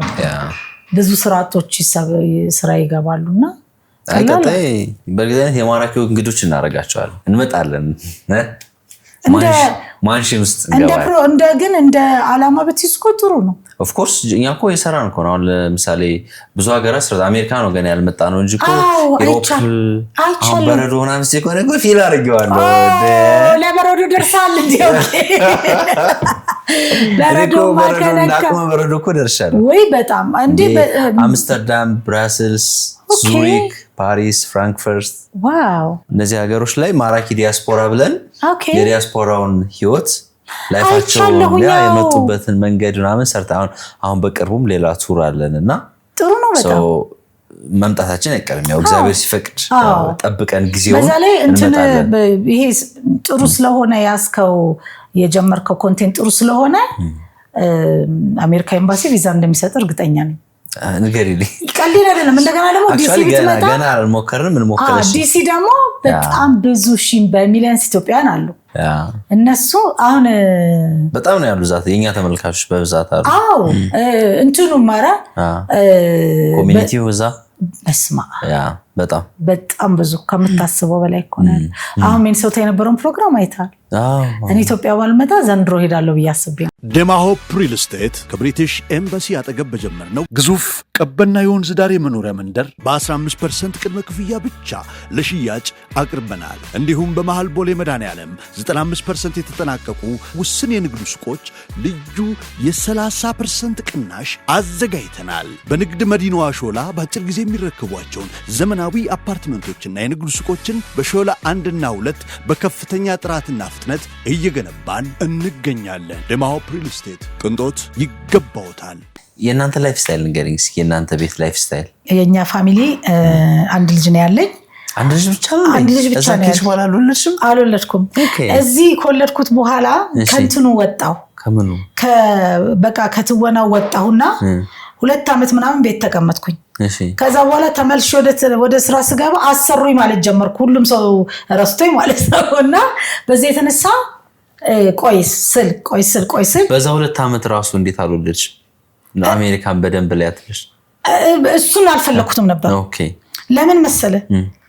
እንዴ ልጅ መውለድ ከባድ ነው አሜሪካ በዛ ጫና ላይ እንደገና እንዴ ተቀልዳለህ እንዴ ጭራሽ ልጅ ከባድ ነው አሜሪካ እንዴ በበረዶ እኮ ካርት እየገፉ ልጅ ይዘው ስታይ እኮ በስመ አብ እንዴት እንደሚዘገንን እኮ ከባድ እኮ ነው እኛ ደስ የሚልህ ነገር ሱሬ በጣም የሥራ ሰው ነው እሺ ከስራ ውጪ በሳምንት አንድ ቀን ቅዳሜ ቁርስ ልንበላ እንወጣለን ከዛ በኋላ ከሰዓት በኋላ የሶሻል ላይፍ ካለ ሶሻል ላይፍ ማቀርበት ለምሳሌ ሰርግ ለቅሶ ምናምን ከሆነ አሳጋልንበታተን እንችላለን እሺ ከዛ በተረፈ እሁድ ዕለት ጧት ቤተክርስቲያን እንሄዳለን እሁድ ዕለት ማታ ፋሚሊ ሙቪ እናያለን ኦኬ እና ልጄ እስኪያድግ ድረስ የልጆች ፊልም ነበር የምናየው አብራችሁ ከሱ ጋር አብረን እሺ እና ተከታታይ እንግሊዘኛ ይሁን ምን ከዛ ድምቅ አርገው ማለት ነው ሻማ በወይን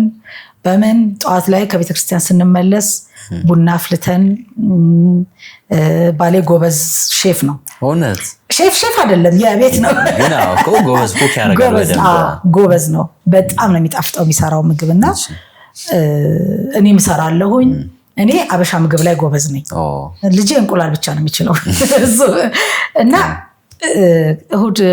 እሁድን አብረን እናሳልፋለን ከዛ በተረፈ ምግብ ላይ ያው ጤነኛ የሆነ ምግብ ለመብላት እንሞክራለን አሁን እኔ ያው ሁሉም ሰው ኩክ ከምታረግ ውጭ ብትበላ ደስ ይልሃል አይደል እኔ ቤት ነው ደስ የሚለኝ ሰው አለ ማለት ነው ቢኖር ደስ ይለኛል እሺ ግን ስራ ደግሞ ስትመጣ የምትፈልገው ገና ከመስራቱ ግን ደግሞ የውጭ ምግብ ምን ያስፈራሃል መሰለ በምን ዘይት እንደሚሰሩት አታውቅም ጃንክ ፉድ ነው በምን ደግሞ በጣም ይጣፍጣል አዲክትድ ያደርግሃል እና እንበላለን ወተን እንደውም አንዳንዴ በጣም ያስቀኛል አብራቸው ተመሳስለ ውጥት ስትልባቸው ኬት እያመጡ ነው ይሉሃል ግን ኬት ገንዘብ አይደለም እኮ ኢንጆይ ማድረግ ወተህ ቫኬሽን በጣም እንወጣለን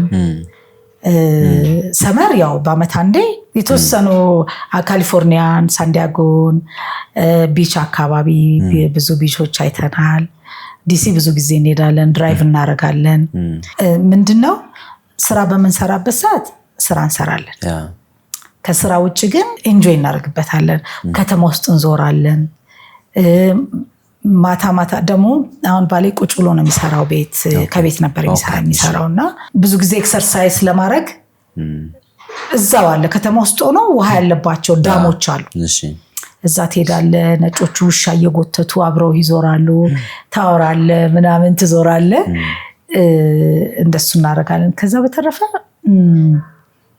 በጣም ደስተኛ ትዳር ላይ ነው ያለሁት ደስ ብሎኝ ነው የምኖረው አንደርስታንድ ያደርገኛል ሱሬ በብዙ ነገር አንዳንዴ ከፍት ሲለኝ ፊልም ሲመረቅ ምናምን ሳይስተክዝ ምናምን አይዞሽ አንድ ቀን ሄድሽ ትሰሪያለሽ የኢትዮጵያ ፊልም ሲመረቅ ስታይ አዎ ጓደኞቼን ሳይ ምናምን እዛ አንተ ቁጭ ብለህ በቃ እና ስታይ አይዞሽ ትሄጃለሽ ትሰሪያለሽ እንደውም የሆነ ጊዜ ሂጂ ሁሉ ብሎኝ ነበር ሂጂና ስሪና ነኝ ምል ከባድ ነው አይደለ ሂጂ ማለት ግን ሂጂና ስሪ ምናምን ይለኛል እያደርን የገባኝ ከሌላው ወይ እንዴት ተመርቅ ያለው እንደ አይነት ሲያገኙት ማለት የጀመርኩት ለካ በጣም ጥሩ ሰው ነው አጠገብ ያለው ምናምን እና ባለኝ ነገር በህይወት ዘመኔ የሰውን አይቻላቅ ባለኝ ነገር ነው እንጆይ የማደርገው ቲያትር ስንሰራ እኔ ብቻ ነኝ መኪና ያልነበረኝና ሁሉም ግን ነይ ዝንሸኝሽ ስለኝ እሺ ያልኩኝ እና በጣም ይገርማቸው ነበር የነሱ ደስታ የኔ ደስታ ነው እና ያለብሽን እግዚአብሔር አይቶ ምናምን ይሉኛልና ቆርጠህ ካልወጣህ ግን እዛው የሚያስቀር ነገር አለ በቃ እንትኑ አይለቅህም አሁን አንዳንዱ ሱቅ ስትገባ እዛ እንደምትፈልገው ነው ትሪት እንዲያደርጉ የምትፈልገው አይደል ከዛ አለካ ያካዛ አይደለም ምናምን ነገር ትላለ እሱን ስታይ ነው እንጂ አሁን ኢትዮጵያ ውስጥም ጥሩ ሆኗል ሰው በደንብ ነው ትሪት የሚያደርግ የሚያስተናግድ እንትኑ ተለውጧል ብዙ ነገር ተለውጧልና ባለኝ ነገር ተደስቼ እኖራለሁ ቤተክርስቲያን መሄዴን በጣም ወደዋለሁ የፈለገ ደክሞን አንቀርም አንዳንዴ ያው በዙሪያ ከባድ ሰዎች ይኖራሉ ምናምን በፊት በሳጭ ነበር ከዛ በኋላ ግን እንትን አንዳንዴ ባውንደሪን ያልፋሉ ዝም ብለው በማይመለከታቸው ነገር ላይ እንኳን ዝም ብለው ይበሳጭ ነበር፣ በጣም ይበሳጭ ነበር። ከዛ ግን የሆነ ሰዓት ባነንኩኝ። ምንድነው መሰለ ወደው አይደለም በቃ ሰይጣን አሳስቷቸው ነበር በቃ ትተዋለና ያ ነገር አሁን በቃ ከሆነ ጊዜው ሰው በእድሜም ትማር የለ ስብስብ ብለህ እንድትኖር ያደርግሃል። ምክንያቱም ሰው በቀረብክ ቁጥር የምትጎዳ ከሆነ ለምን ልጎዳ፣ ለምን ቤቴ አይችለኝም፣ በቃ ከክፍል እየተዘዋወርኩኝ ብለህ በቃ ትተዋለህ። አሁን እግዚአብሔር ይመስገን የተወሰኑ አመታት ነበረ በቃ ያው ከሰው ጋር ስታሳልፍ ከባድ ይሆን የነበረው። አሁን ግን አደኩ መሰለኝ ሳድግ ጊዜ ያ ነገር ቀርቷል። I'm so happy። ከዛ ደግሞ ያው እናት ኢትዮጵያ ባይዘው በጣም ነው የሚናፍቀው። እውነቴን ነው። እስቲ ሞክረው 3 ወር ተቀመጥና ሞክረው። ካልናፈቀ እሺ በቃ በጣም ነው የሚናፍቀው። ያገር ፍቅር የለም ካልናፈቀ ወይኔ በስመ አብ እንባለም። የእውነቴን እኮ ነው የምልህ በጣም ናና አሜሪካ 3 ወር ሞክረው እስቲ ካልናፈቀ ያለሽ ነው። በጣም ነው የሚናፍቀው። ኢትዮጵያ እኮ ነው የሚናፍቀው እኮ ኢትዮጵያ አሜሪካ ሆኜ ኢትዮጵያ አሜሪካ ብቻ አይደለም የትም ሀገር ተቀመጥ። የትም ሀገር ተቀመጥ ይናፍቃል። ማራኪ ወግ ብዙዎች ቤት እየገባ ያለፉበትን የመጡበትን የስኬት ሚስጥራቸው እንደሚያሳያችሁ ሁሉ እንደዚህ ያልተነገሩ ድንቅ ታሪኮችንም ወደ እናንተ እናደርሳለንና እናንተም ድንቅ የቤተሰብ የፍቅርና የስኬት ታሪክ አላችሁ እዚህ መታችሁ ተዋጉናላችሁ። እኛ ከልብ እንሰማችኋለን። አሁኑኑ በዚህ ቁጥር ቴሌግራም ላይ በድምጽ ወይ በጽሁፍ ላኩልን። እኛ ቀጣይ የማራኪ ወግ እንግዳ እናደርጋችኋለን። ልጅሽን አስተዋውቂኝ እስኪ። ኦኬ ማን ስሙ? ኖኤል ሱራፌል ይባላል። ቆንጅዬ ልጅ ነው ያለኝ። እሺ በጣም ኳስን እንደነፍሱ የሚወድ ጎበዝ ተማሪ ነው። ዲያቆን ነው። ኧረ ተይ! አዎ አሜሪካን ሀገር ዲያቆን አደረግሽው? አሜሪካን ሀገር ዋው! ፈሪሃ እግዚአብሔር ያለው ልጅ ነው። ትምህርቱ ላይ ጎበዝ ነው እና እግዚአብሔር አሁንም ለቁም ነገር ያብቃው፣ መጨረሻውን ያሳምረው እንጂ በጣም ይሄ ብዙ ነገር እኔ ባደኩበት መንገድ እያደገ ነው። እንዴት ነው ያረጋ እንዴት ነው እንደዚህ አይነት ልጅ ምናምን ሲሉኝ እኔ አይገባኝም። ለምን መሰለ እኔ ቁጭ ብዬ እንዲያርግ ያልኩት ነገር የለም።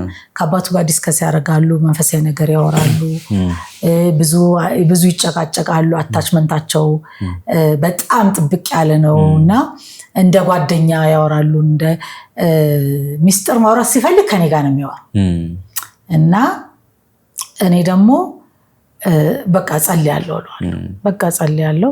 ያው አንዳንድ ጊዜ ትምህርት ቤት ውስጥ አለ አይደል ይሄ ልዩነቱ አለ አይደል የነጭ ጥቁር ነገር እሱ ላይ ፊል እንዲያደርግ ቀድመ ትሰራለህ። ያ ነገር ረድቶታል። ከዛ በተረፈ አሁን አባቱ የሮኒ አድናቂ ነበር ድሮ። እርጉዞኜ ቁጭ ብዬ ነበር ኳስ የማየው እስከ 9 ወሬ የሮኒ አድናቂ ነበር። ከዛ በኋላ ልጄ ደግሞ አሁን ሲወለድ ጭራሽ የሱ ተቃራኒ መውደድ ጀመረ። የአርሰናል ወዳጅ ሆነ ማለት ነው።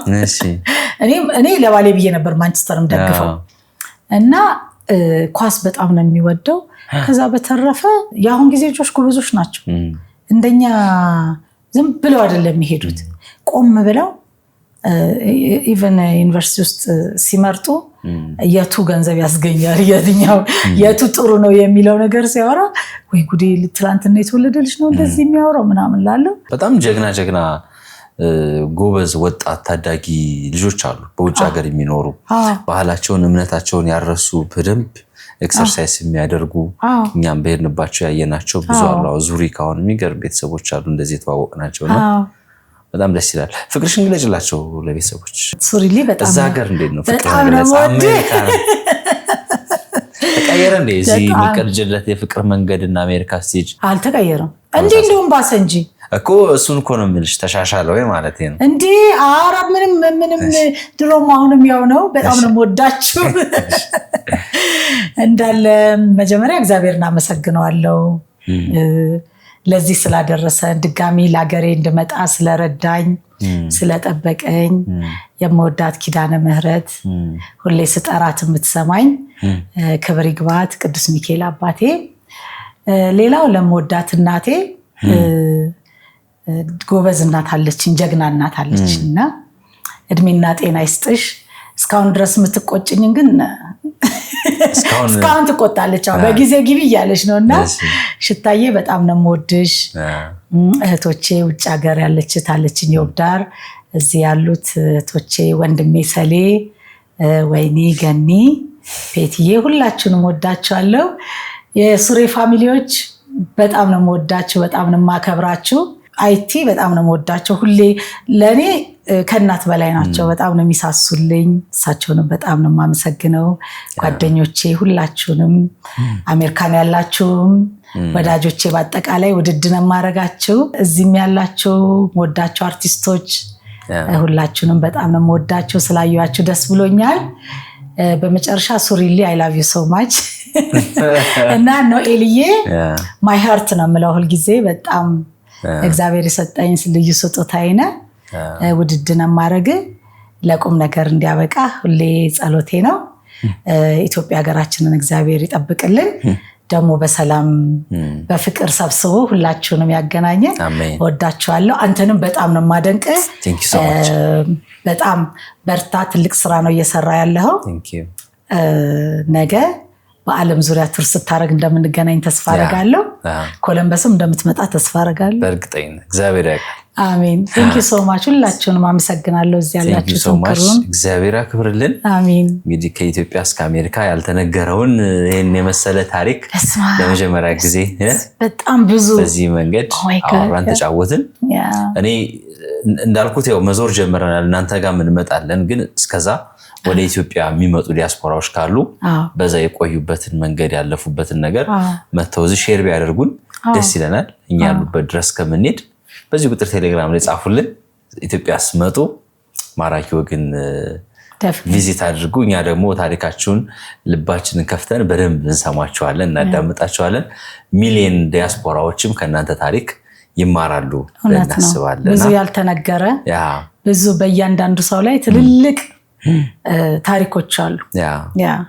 ጥሩ ነው፣ ግብዣ ጥሩ ነው።